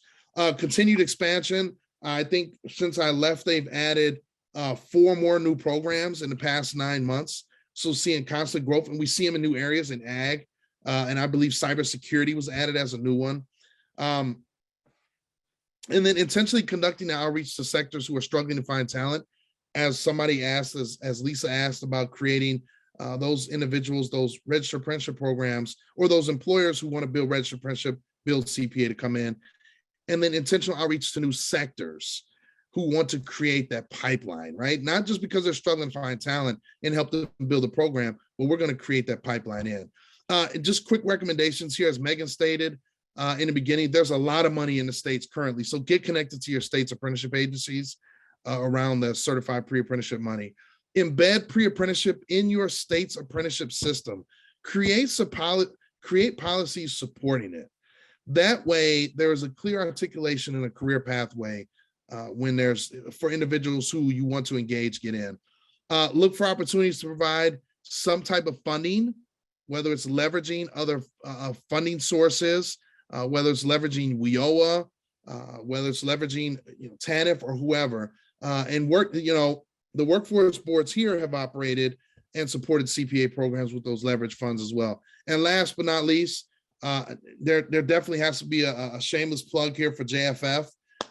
Adopt JFF's framework, as it really is the only framework available for CPA until the National Apprenticeship Act hopefully gets pushed through and pre-apprenticeship gets codified under the Fitzgerald, under the National Apprenticeship Law. So that's all I really have for Wisconsin. I'm glad. Thank you for the opportunity to kind of share what we did in Wisconsin. I'm glad to see that it's continuing to grow here under new leadership because it is such a vital, important part of the pathway for individuals into registered apprenticeship. Thank you, Josh. So again, if you have questions, feel free you can send them to me, you can send them to the chat, you can unmute, but we'll just address quickly Edgar's comment. And I'll ask the same of Amy when she's talking, but can you talk a little bit about the difference between approving a registered apprenticeship program and certifying a pre-apprenticeship program at the state level? Yeah, so what we did is we just basically created the policy, like there's a policy document and I'll throw it in the chat here. There's a program, there's an application, then a program review guide that really kind of outlines what pre-apprenticeship looks like in Wisconsin. So for us in Wisconsin, who certified it was the director. The director looked based on these criteria and said, okay, this is a quality program. This program has this clear articulation. This program has this support. This is what they'll be learning. So we went through and the director is able to do that. Now the director also has the ability to reach out to industry. So if you get something, so say somebody submits something there for the pie making industry, right? No knock on the pie making industry. But if they submit a pre-apprenticeship and we're like, well, this is saying how to make cookies, like we're able to reach out to industry and say, hey, pie making industry, we have someone who's reaching out. They want to create this program. What does this look like? Is this in line with what your industry supports? So for internally, I don't know how other states do it, but in Wisconsin, the state director of apprenticeship certifies those pre-apprenticeship programs. I just got another individual outreach question, and this is one I imagine that others are thinking and that people might have different thoughts on too, but can you talk about the difference between pre-apprenticeship and registered youth apprenticeship? This question says, specifically when thinking about employer engagement, is the idea that employers should be involved in both? I would say yes. Yeah. Are there different occupational focuses? Curious in a state with registered youth apprenticeship, how we build better pre-apprenticeship and how that fits with employer needs. Great question. So as Wisconsin, here's a shameless plug for Wisconsin. Not only is it the oldest state for registered apprenticeship, it's also the oldest state for youth apprenticeship, registered youth apprenticeship. So in Wisconsin, it has youth apprenticeship, registered and certified pre-apprenticeship. And what we saw was the value. Certified pre-apprenticeship is open to everybody, but we did not take it down into the high school. And the reason we didn't take it into high school as part of the youth apprenticeship is because the youth apprenticeship embodies it's a 2-year process. So those individuals who didn't get in were then able to they were like, oh, I didn't get in, I still want to get trained. They could go to the certified pre-apprenticeship. So how we created a difference, I would say, is that youth apprenticeship, that registered youth apprenticeship, it's already built in, the policies are built around it. We didn't want to muddy it up by putting pre-apprenticeship or calling it pre-apprenticeship. And some states do that. Some states call the work they're doing in the high schools or with youth, they call it pre-apprenticeship. So it really all depends on your state policy, your state law around apprenticeship and what that looks like. In Wisconsin, we were able just to adopt it in as a third wheel of Wisconsin apprenticeship. And I see there was another question in the chat. That's a great question, Lisa. That was typically a stern phone call from me saying, hey, you signed on, like, because we'd see the data or we'd hear from the partner and they would say, well, that employer really didn't take anybody on. And we'd have a conversation with them and say, wait a minute, so you signed on to this program.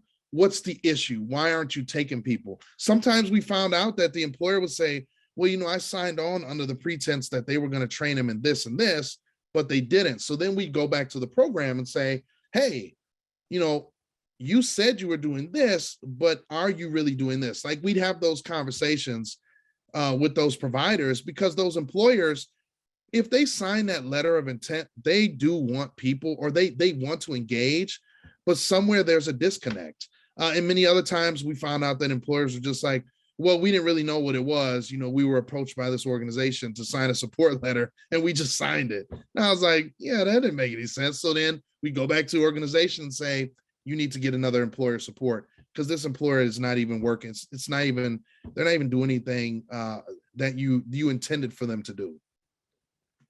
Communication was like key in this whole, because it didn't exist. No one knew what pre-apprenticeship was. So we just had to have constant communication around it. For sure. And that speaks to having a communication strategy. Exactly. Having a policy built, you know, and we didn't take it out. And a lot of times it wasn't the employer, Lisa, to be exact with your question. It wasn't the employer, it was those programs. Those programs did not train individuals or have a proper relationship with those employers. So we'd go back and have conversations with them. Great. So I'll pause for a minute. If there's any final questions, feel free to unmute, submit in the chat.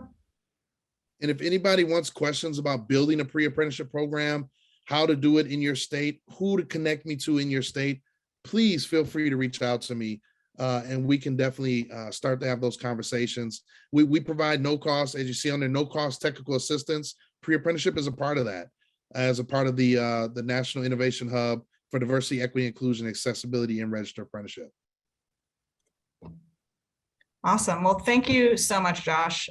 Really appreciate all the knowledge from various perspectives you've shared with us today, and a general thank you to JFF for serving on our State Equitable Recovery Coalition and being such a good partner. As Josh said, please do not hesitate to reach out to him if you have follow-up questions or want to pick his brain more. And we appreciate you very much. Thank you so much. Thank you. Have a good one, everybody. Awesome. And with that, we are going to move on to our second state example, which is South Carolina. Dr. Amy Firestone, as I mentioned before, is a vice president at Apprenticeship Carolina, which has definitely for many years now been a leader in scaling registered apprenticeship, and is going to talk to us now more specifically about their pre-apprenticeship efforts. So Amy, over to you. Hi, everybody, and thank you, Rachel and NGA, for this exciting opportunity to discuss South Carolina's pre-apprenticeship efforts. Next slide, please.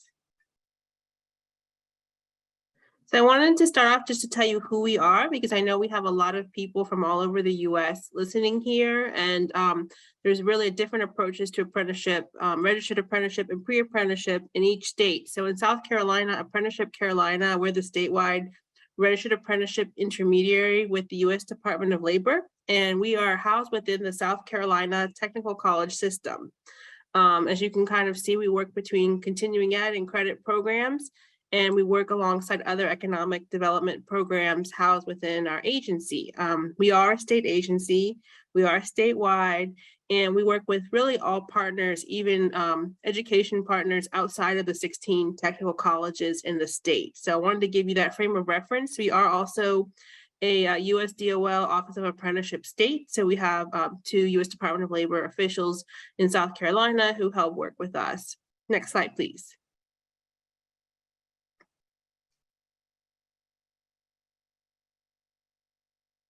So I wanted to tell you a little bit about who we are, because many states, there's different partners involved in apprenticeships, but like I mentioned before, Apprenticeship Carolina is the lead intermediary for all registered apprenticeship and pre-apprenticeship activity. And so that's really reflected in our mission.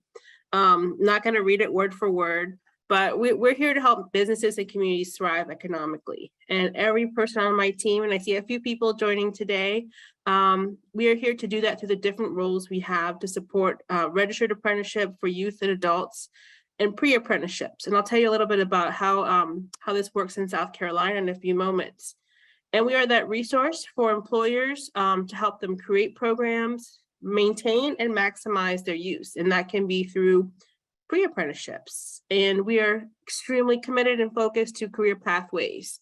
So that's not creating a program, whether it's a pre-apprenticeship or an apprenticeship, and And walking away is really making sure that it's high quality and that it's well implemented and that there is constant communication from us to the company and the pre-apprenticeship provider after the programs have been registered. Next slide, please. So many of you are probably wondering, how are things going in South Carolina with pre-apprenticeships? So I want to show you the hodgepodge on this slide of how things were before 2021. You can see there's people using different types of equipment, there's different industries, there's different ages. Pre-apprenticeships were a hodgepodge prior to Apprenticeship Carolina really looking at our system and what our needs were and what resources we had. So when I came on board in 2019, I saw, wow, there's a lot of money out there for pre-apprenticeships, but we didn't really have a good grasp on how to create pre-apprenticeships, how to make them equitable, how to make them consistent, how to ensure that we had a great system to provide pre-apprenticeship opportunities statewide. So next slide, please. So what do? I want to walk you all through a timeline of how we approach this hodgepodge of pre-apprenticeship that we had going on. And I think, as Josh said, a lot of my comments are really kind of really well followed Josh's presentation, because we also know that Department of Labor, there were just a lot of different approaches to pre-apprenticeships, and things have really been solidified and more streamlined with new grants. So we're kind of right along that timeline with Department of Labor. But prior to 2020, the Apprenticeship Carolina team, which actually has been around since 2007 for 15 years, have been working on some pre-apprenticeship standards and really had things in draft form. And so during the pandemic, it was a good time for us to really work internally and figure out, how do we come up with a system that we are proud of that creates equal pre-apprenticeship requirements across the state and for all different types of pre-apprenticeship providers? And how do we make sure those are high quality opportunities connected to registered apprenticeships? So in 2020, we created an internal work group on pre-apprenticeships, and that work group still exists today. And then we really worked to finalize our pre-apprenticeship standards. So we wanted to create, similar to the U.S. Department of Labor registered apprenticeship standards, we wanted to create pre-apprenticeship standards.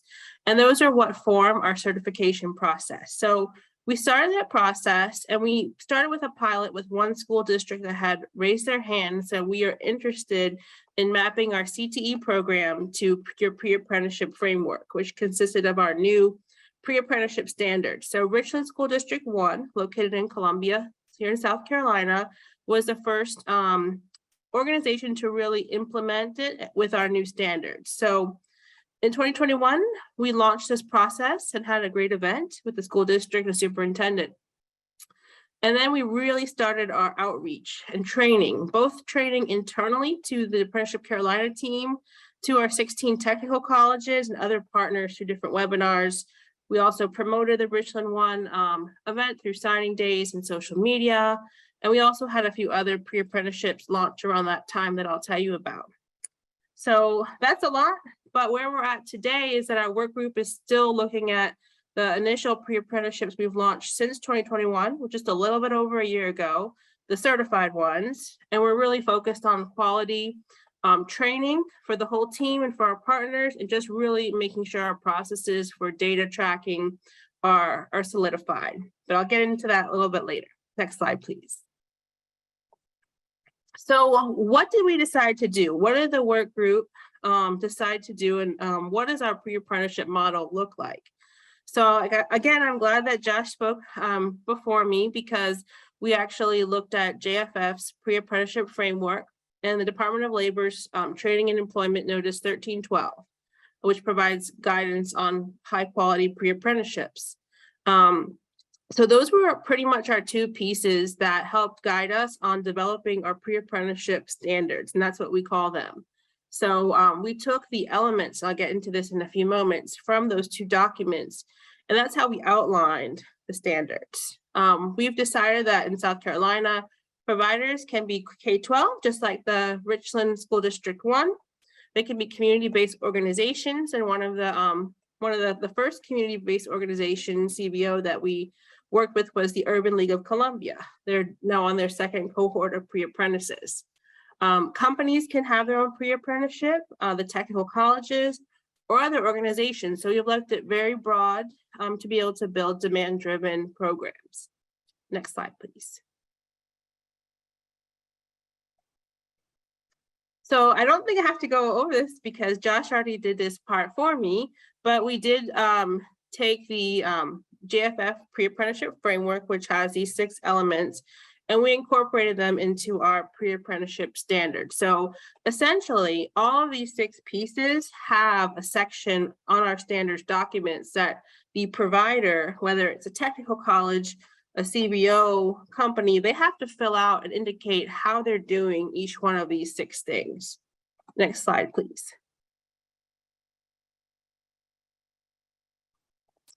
So the components for our pre-apprenticeship program, like I said, we have taken them from the JFF and DOL framework, is some sort of job-related education. So that is usually a class at one of the colleges or a high school class. Hands-on training, and that's so it's not just somebody watching a video behind their desk. They're actually having real-life exposure to whatever that pre-apprenticeship is for.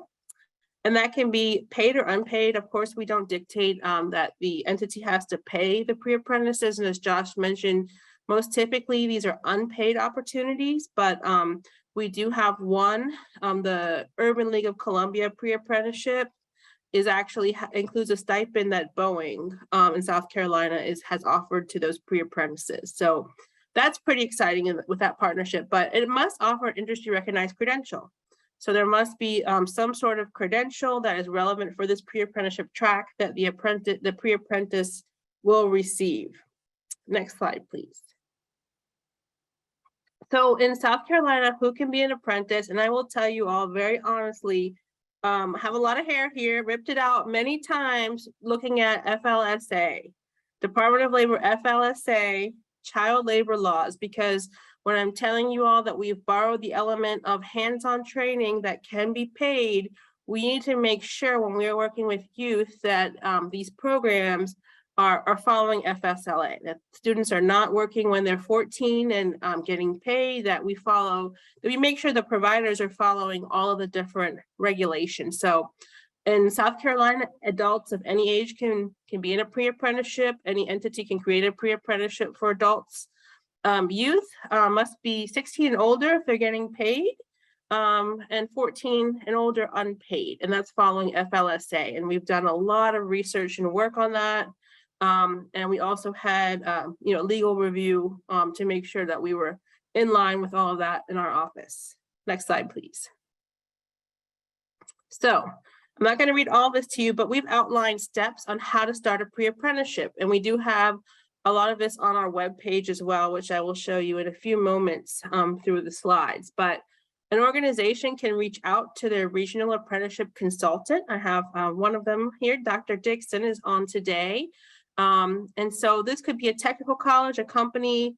They can reach out and say, we are interested in building a pre-apprenticeship. There's a need to build skills to enter registered apprenticeships. Or the apprenticeship consultant. I'm sure Dr. Dixon has some examples, but there could be an instance in which the consultant sees a need and works with the local partners to develop a pre-apprenticeship based on needs that they observe working with companies. So the apprenticeship consultants, just like our process for registered apprenticeships, they handle all of the paperwork, the pre-apprenticeship standards. They support doing that for the entity that's applying for their pre-apprenticeship. And they collect all information. And for us, that also does include, similar to Wisconsin, a support letter from a registered apprenticeship sponsor. We require just one letter.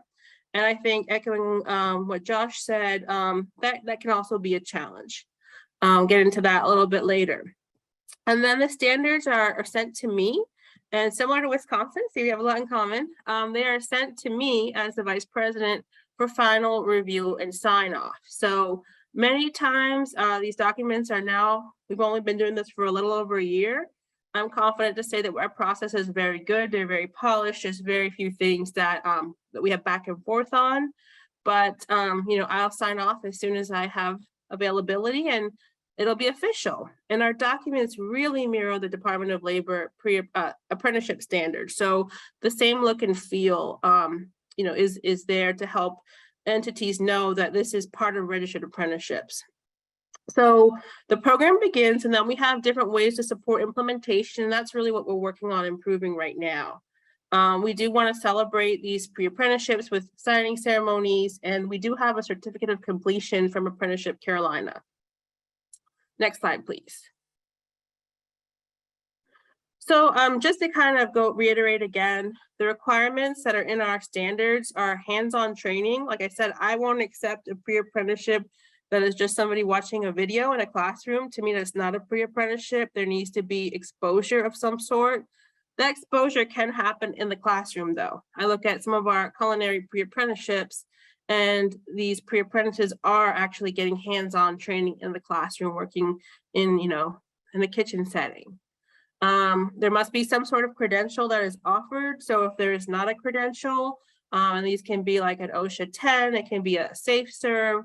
It really varies. I will reject it. There needs to be a credential that the pre-apprentices will receive. Supportive services, we have a section in there for the organization to tell us if they are offering supportive services, and if it includes a stipend, just like the Boeing one I mentioned, or if it's a college and then they offer their academic support services to the pre-apprentices. Tell me what will be offered for individuals who require this support.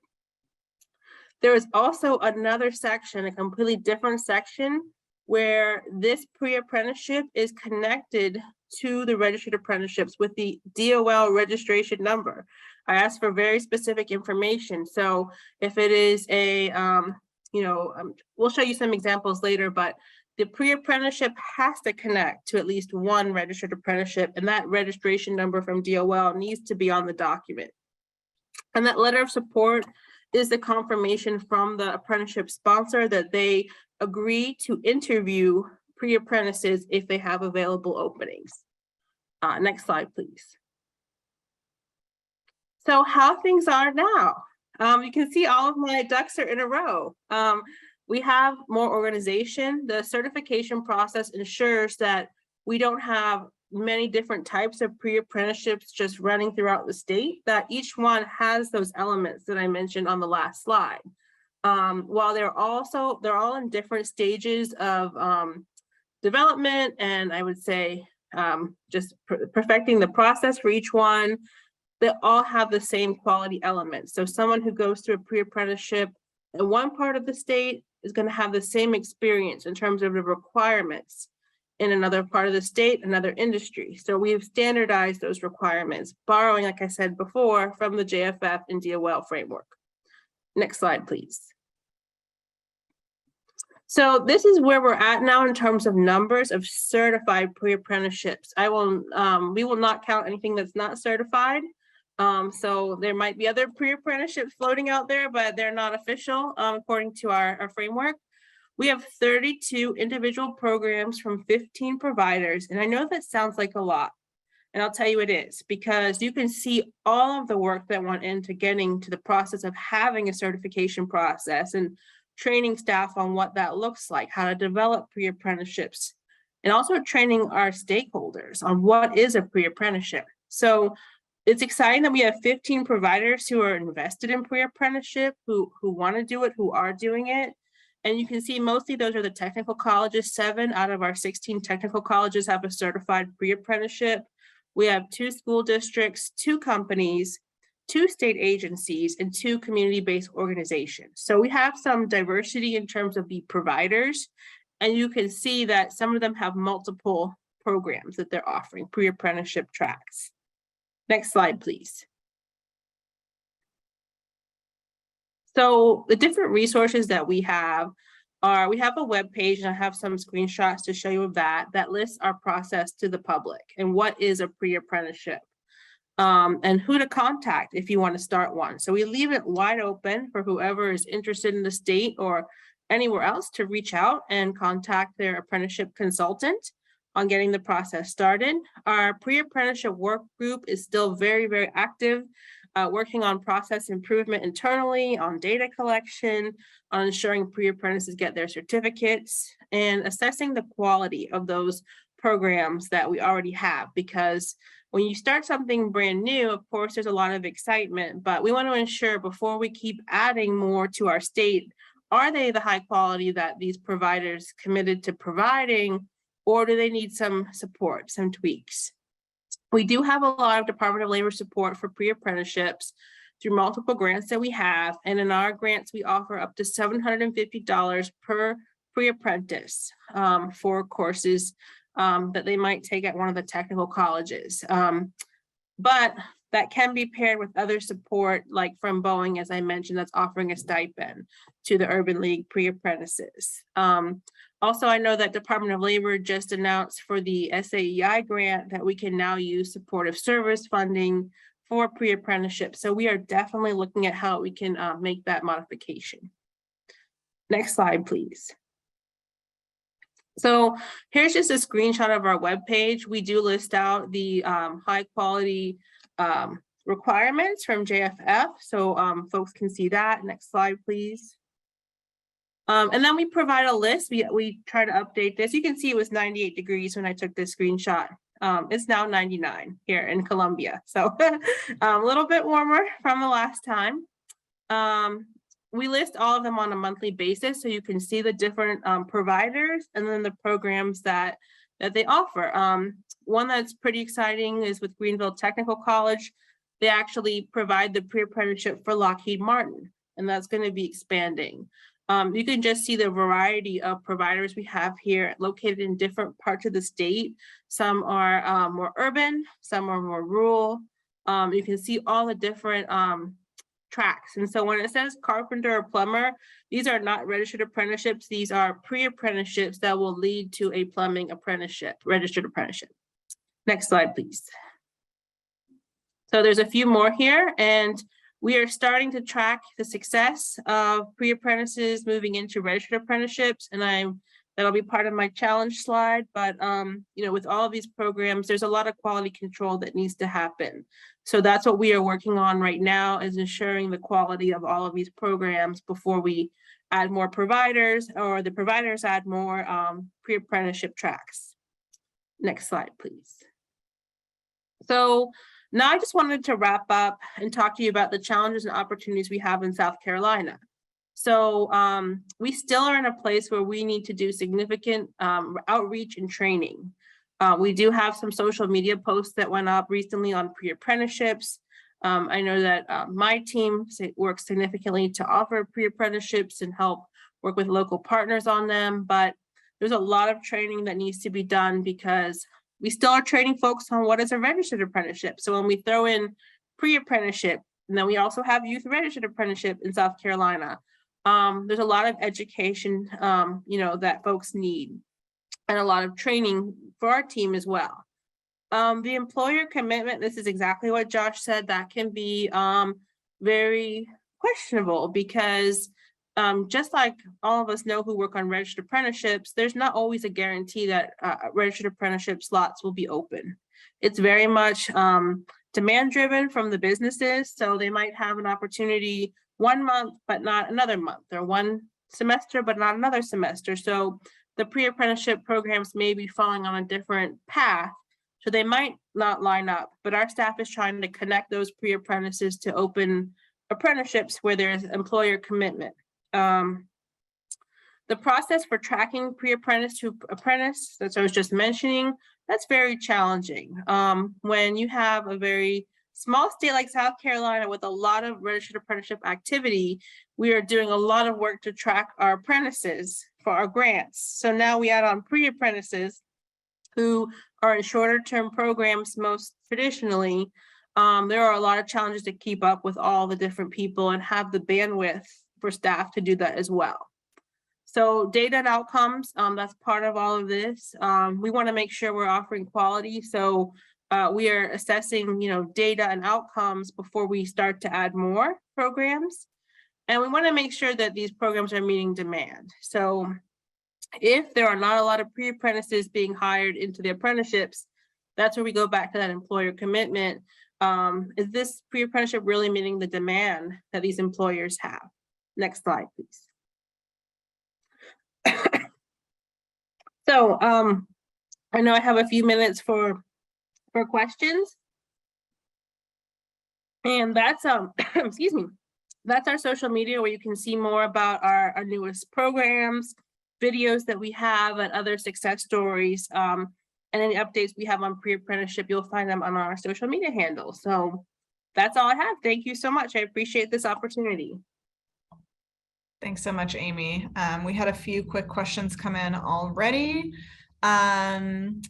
One, and Mary, I'm not sure if you were looking for an example of credential in a specific program. So if you want to unmute and share, you can. Sure. You mentioned credentials that you said you didn't count as a credential for a pre-apprenticeship. What is just an example of one that you would? So we're looking to figure out better credentials to match our programs for pre-apprenticeship. And so I just wanted an example of one that you would utilize in that way. Specifics. Yeah, so like specifically. OSHA 10, that's a very popular one for most of the ones on their Safe Serve certifications for the hospitality. I'd have to look up the other ones, but what about in manufacturing?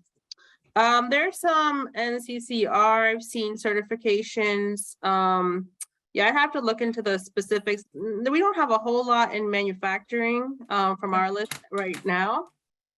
But it's really any certification that can be important for somebody who's entering a registered apprenticeship. There's really not, I'm not going to say that's not a good credential. That's not for me to say.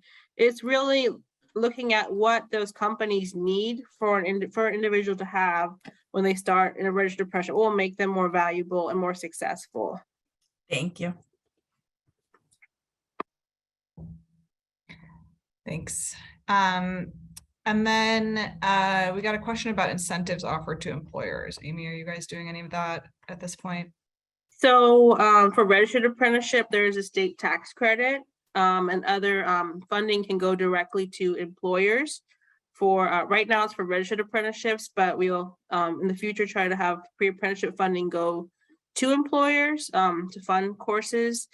But they're really not on our list. If you look at our providers, we have just 2 companies that are pre-apprenticeship providers. And that's because companies are busy running registered apprenticeships. A lot of the work with pre-apprenticeships involves a lot of case management, a lot of, working on basic skills with either very young people or people who need a lot of extra support. Companies honestly don't have time to do that. So, it's really, we see a drive coming from the providers who are working directly with people. So at this point, the incentives are really funding to the companies to support pre-apprenticeships. And then for registered apprenticeship, there are many other incentives. Awesome. And then just want to point out that Josh mentioned that in Wisconsin, there's up to 2,500 for employers who hire certified pre-apprenticeship completers. Any other questions for Amy? Feel free to unmute or send it in the chat.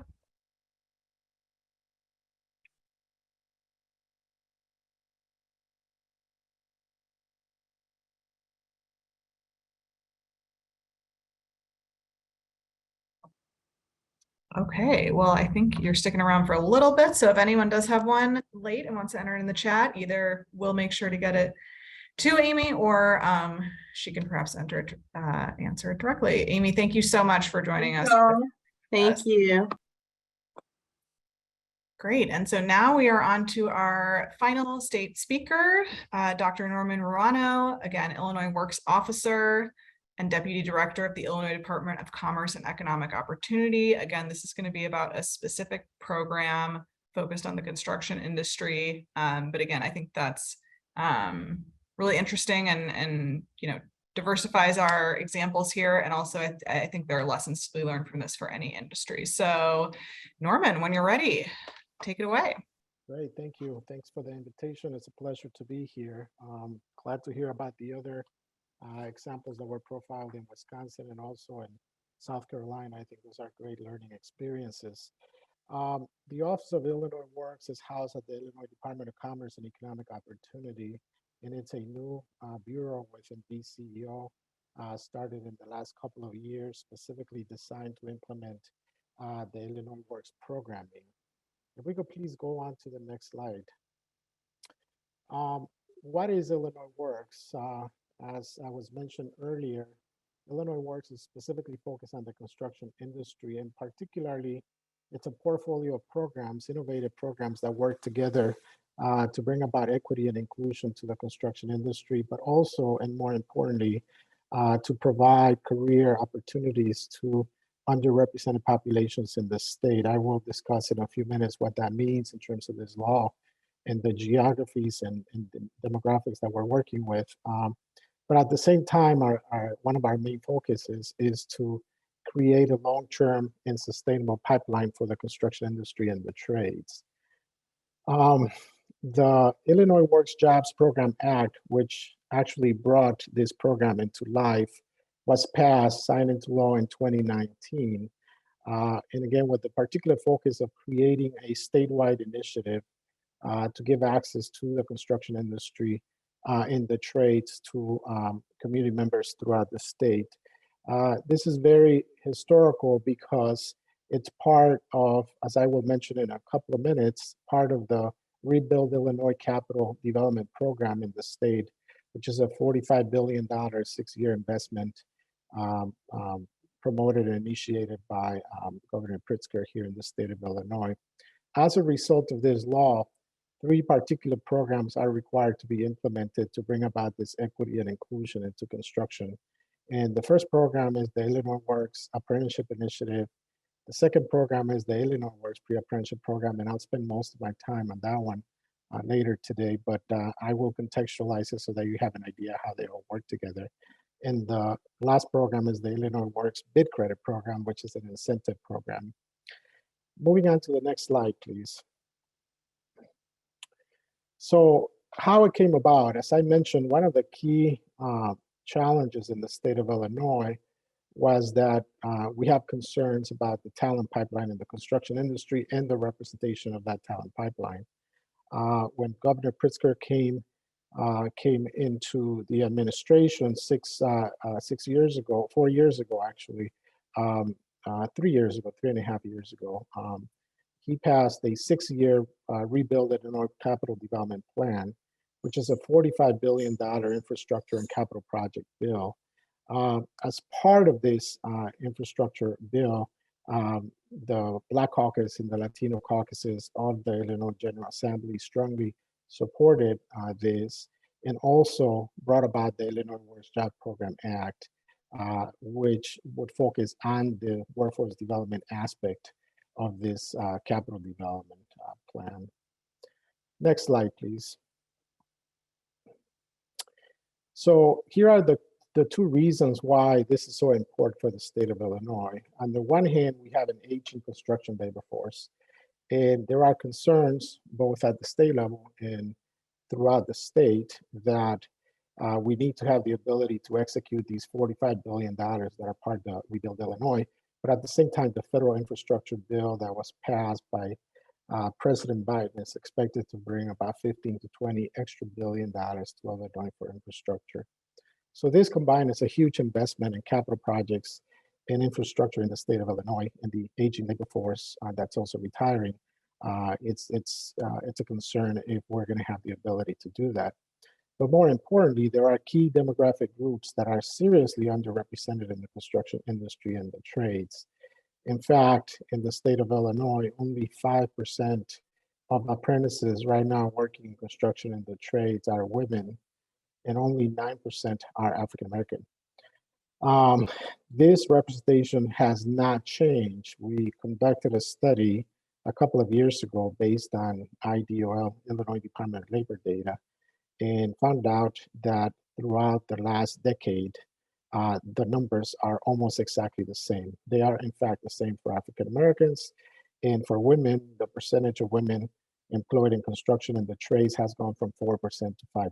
So serious underrepresentation of minority groups and women in our construction industry in Illinois. Next slide, please. So how is this model, how is the Illinois Works model innovative and different than other models? These three programs that I mentioned a minute ago are actually like pieces of a puzzle that are supposed to work together. For the first time, we're creating a workforce development model in the state through the apprenticeship initiative that creates demand for apprentices.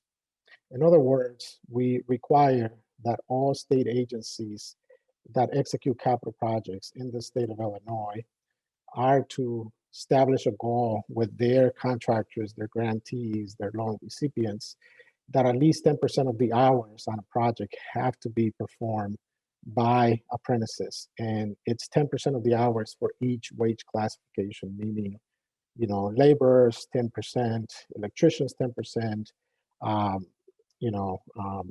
operators 10%. All of those goals and these contracts create a demand for apprentices, and as a result, community members have an opportunity to take advantage of those opportunities. The second program, which is the pre-apprenticeship program, and as I mentioned, I'll spend most of the time here in a few minutes, creates a diverse and ready-to-work talent pipeline. This is actually a grant system with a particular model that we use, and we have a network of providers throughout the state of Illinois that have to follow a certain model and certain guidelines and minimum standards, and they create this diverse talent pipeline that then gets connected to the demand that is being created by the first program.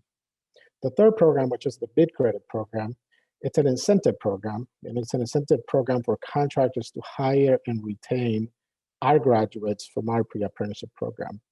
So these contractors hire and retain them. The goal is for them to sponsor them into DOL registered apprenticeship programs. And these contractors can get bid credits that they can use then to bid for state-funded projects in the future to make their bids more competitive. The bid credits that they receive are available to them for the life of the apprentice in a DOL registered apprenticeship program. So if an individual goes into a carpentry apprenticeship program that lasts 4 years, the contractor can get bid credits for those 4 years for hiring and retaining them based on the labor hours and the number of hours those individuals are working. So that's how the system works. It's three pieces of a puzzle working together to bring about equity and inclusion and a sustainable talent pipeline to the construction industry in the state of Illinois. Next slide, please. So apprenticeship initiative, I mean, we're talking about some serious amounts of projects and opportunities that are being created out there. The last numbers that we have, state agencies that are reporting their compliance to us, they have about almost 1,500 projects that they're presently executing, worth a little bit over $4 billion.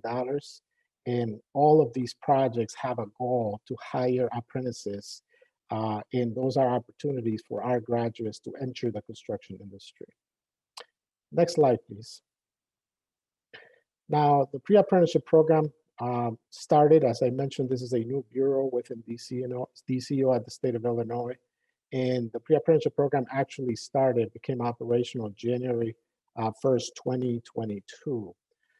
For our first funding opportunity, we put out $10 million. We are going to second phase right now, which will be put out in July for $15 million. We presently have 23 grantees that are part of our network. And these are programs that we are funding so that they can create the talent pipeline that is diverse and equitable.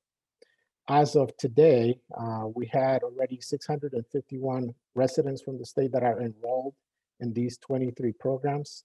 Our goal for 2022 is 1,000 residents to be enrolled. Our goal for our second phase of funding, which we're releasing in July and will start programming January 1st, is 1,500 participants. One key thing I wanted to mention is the graph shows the demographic of Illinois apprentices versus the demographics of our pre-apprentices.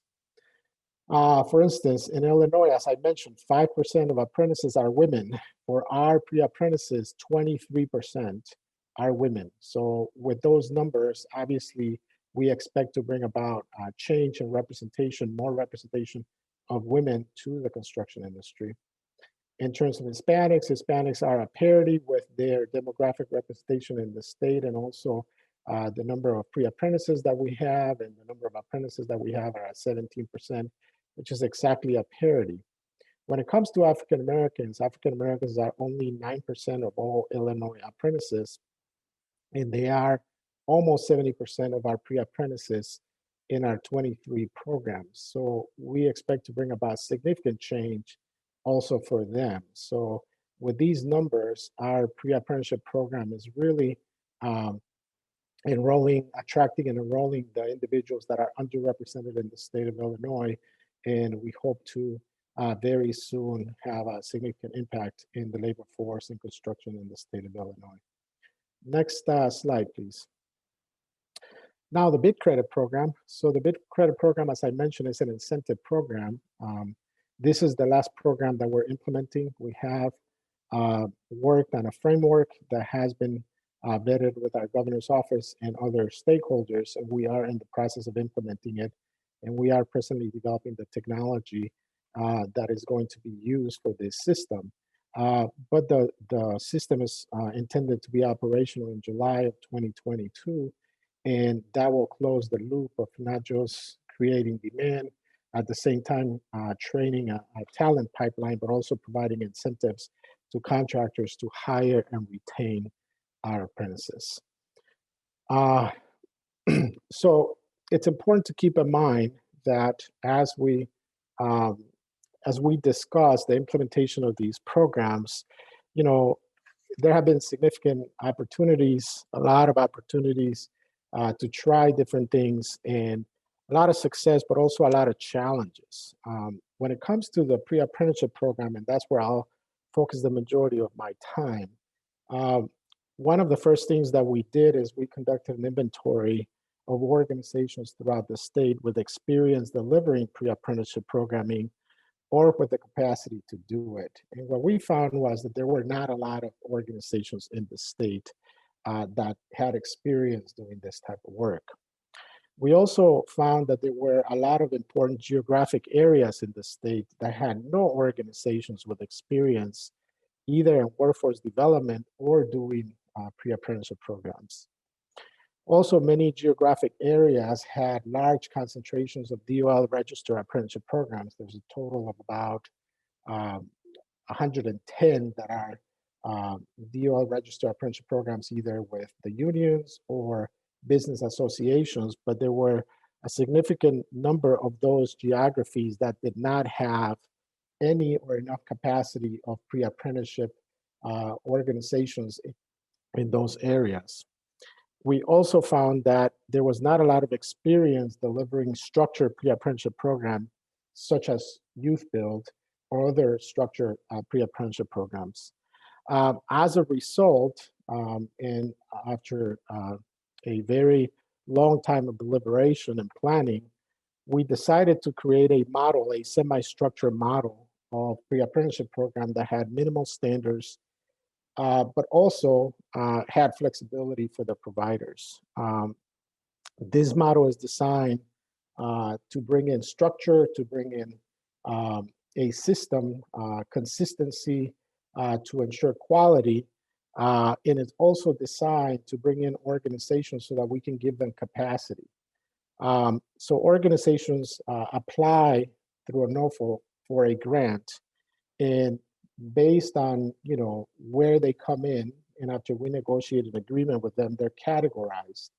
And if they are categorized as an organization that needs intensive development, they become part of our coaching, technical assistance, and training track. If they are organizations that already have capacity but need to increase their capacity, they are also given a different type of technical assistance and professional development. So the whole model was designed to increase the capacity of organizations but more importantly, to bring in more organizations that can develop capacity to do this type of work. As I mentioned, right now, we have a total of 23 providers in our network. Our goal is for next year to have 30 providers, and we're going to increase it in the next 5 years to have a total of 50 providers in the next 5 years capable of enrolling 2,500 Illinois residents. Our first phase of funding was $10 million. Our second phase of funding is $15 million, and we're going to increase it all the way to $25 million a year. So it's a significant investment with a significant system and structure to ensure that we develop the capacity, a standardized capacity throughout the state to meet the needs of this sector, but also to ensure the representation of underrepresented groups. We also have a performance-based grant system, and grantees are paid or are reimbursed based on their performance. They can even get more funding if they exceed the minimum outcome metrics that the program requires. What's really important here with this system is that we are focusing on transitioning graduates to DOL registered apprenticeship programs. That's the primary goal these grantees need to meet. We also created a real-time reporting system. They're required to report their activities real time with the final objective not only of checking compliance and metrics performance, but at the same time, we're conducting a 10-year longitudinal evaluation so that we can follow graduates through their career and through time to see where they are and the impact that we have not only individually, but also for communities and for the state in general. So that's the structure of our program. We, to participate, to be part of the Illinois Works program, individuals need to be at least 18 years of age, and is not designed just for at-risk populations. At-risk populations can participate, but it's designed for any community member that's interested in entering the construction industry. We use state funding for this program. Some of the things that have worked and some of the challenges that we've had. One of the key things that has definitely worked is that now we have significant number of state agencies reporting their projects real time to us for compliance, which means that we're creating demand for apprentices. If there is no demand, then it's difficult to be able to match our graduates to job opportunities. But we do have the majority of state agencies now reporting their projects to us and following through on the compliance. We did have to provide significant amounts of technical assistance and training to state agencies and their staff to ensure that that was being done successfully and efficiently, but we are at the point where that is happening now. We also have been very successful. Our grantees are on target to meet the annual goal of 1,000 residents enrolled.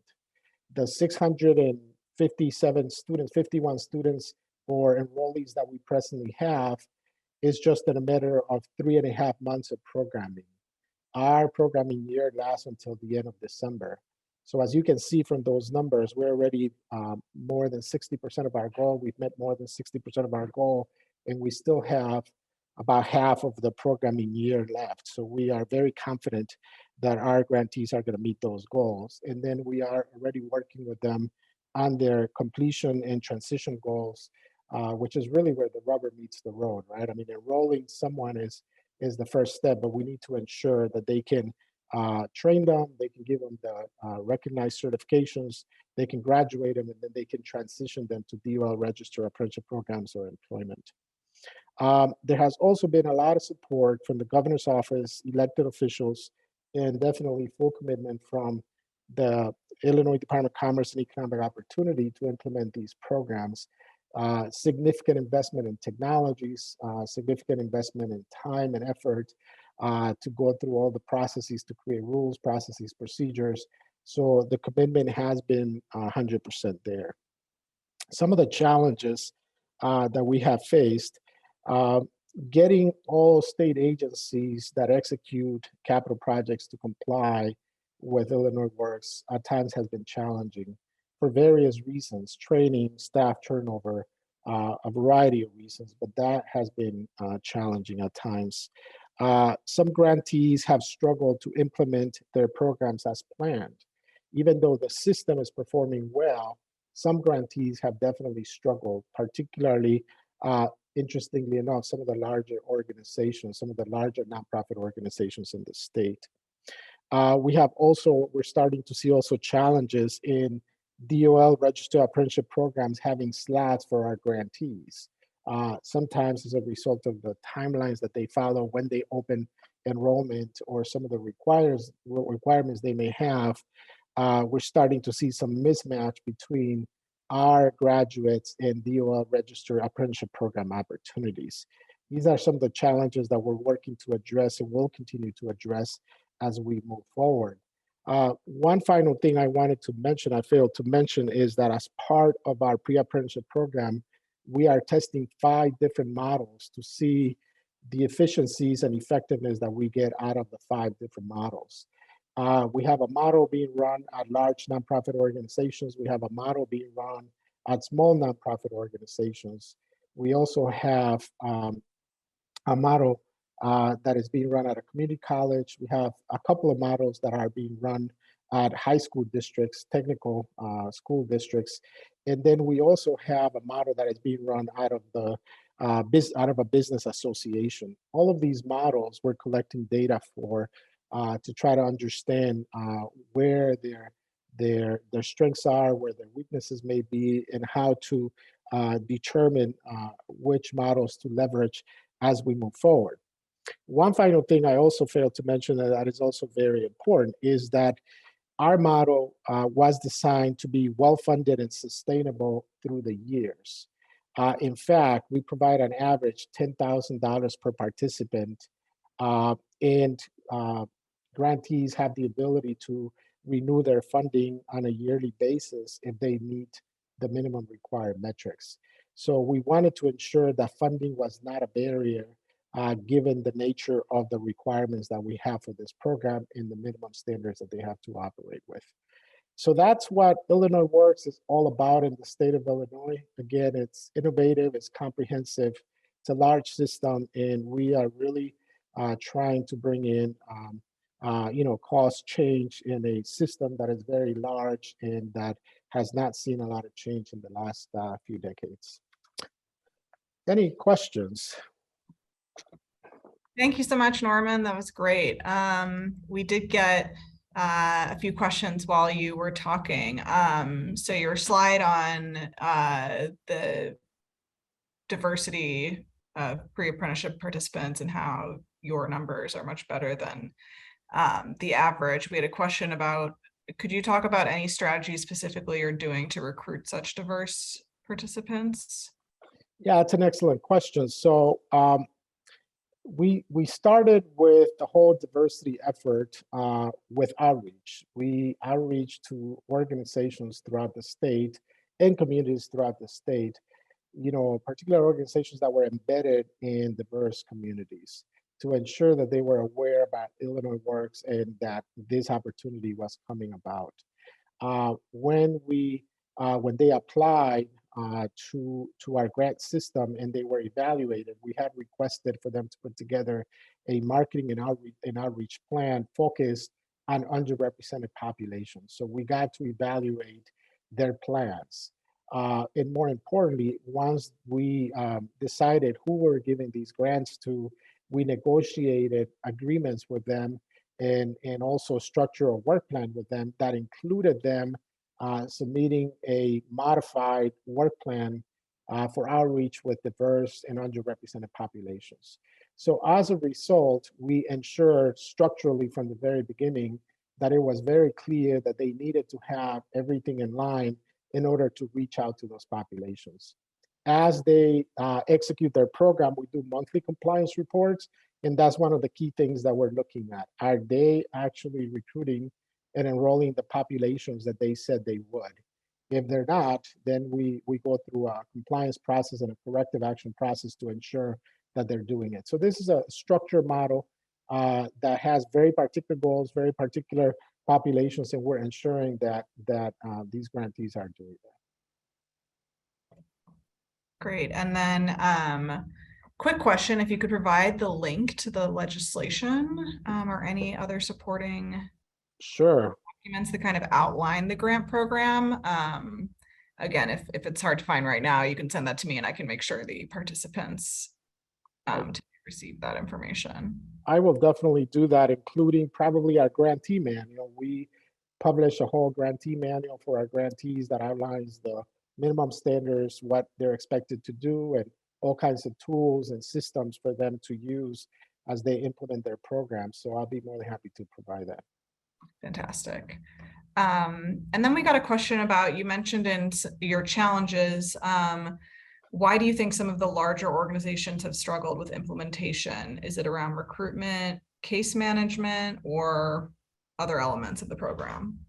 Yeah, that's a very good question. I come from a workforce background and did workforce development for 20 years. And we come from a larger organization where we used to run 20, 25 programs at a time. And I think that in those environments, it's very hard to lose focus on the particular requirements of a program, right? If you have 25 things or 25 programs that you're running, 5 or 10 or 15, you may not have the systems in place to really do justice to each of those programs. Illinois Works is a semi-structured model that requires for them to have very dedicated resources, do real-time reporting through our system, and to really focus their marketing and outreach efforts. What we have seen with these organizations is that they have struggled not only with outreach and recruitment, but providing, let's say, the wraparound services, the intensive wraparound services that the model requires, but also ensuring that there is high quality training and credentialing happening in their programs. So I think that it's the competing programs. There are so many programs that are competing for attention and resources that a lot of times it's hard to put together a customized approach to do justice to a particular model. Great, thank you. Any other final questions for Norman? Feel free to just come off mute.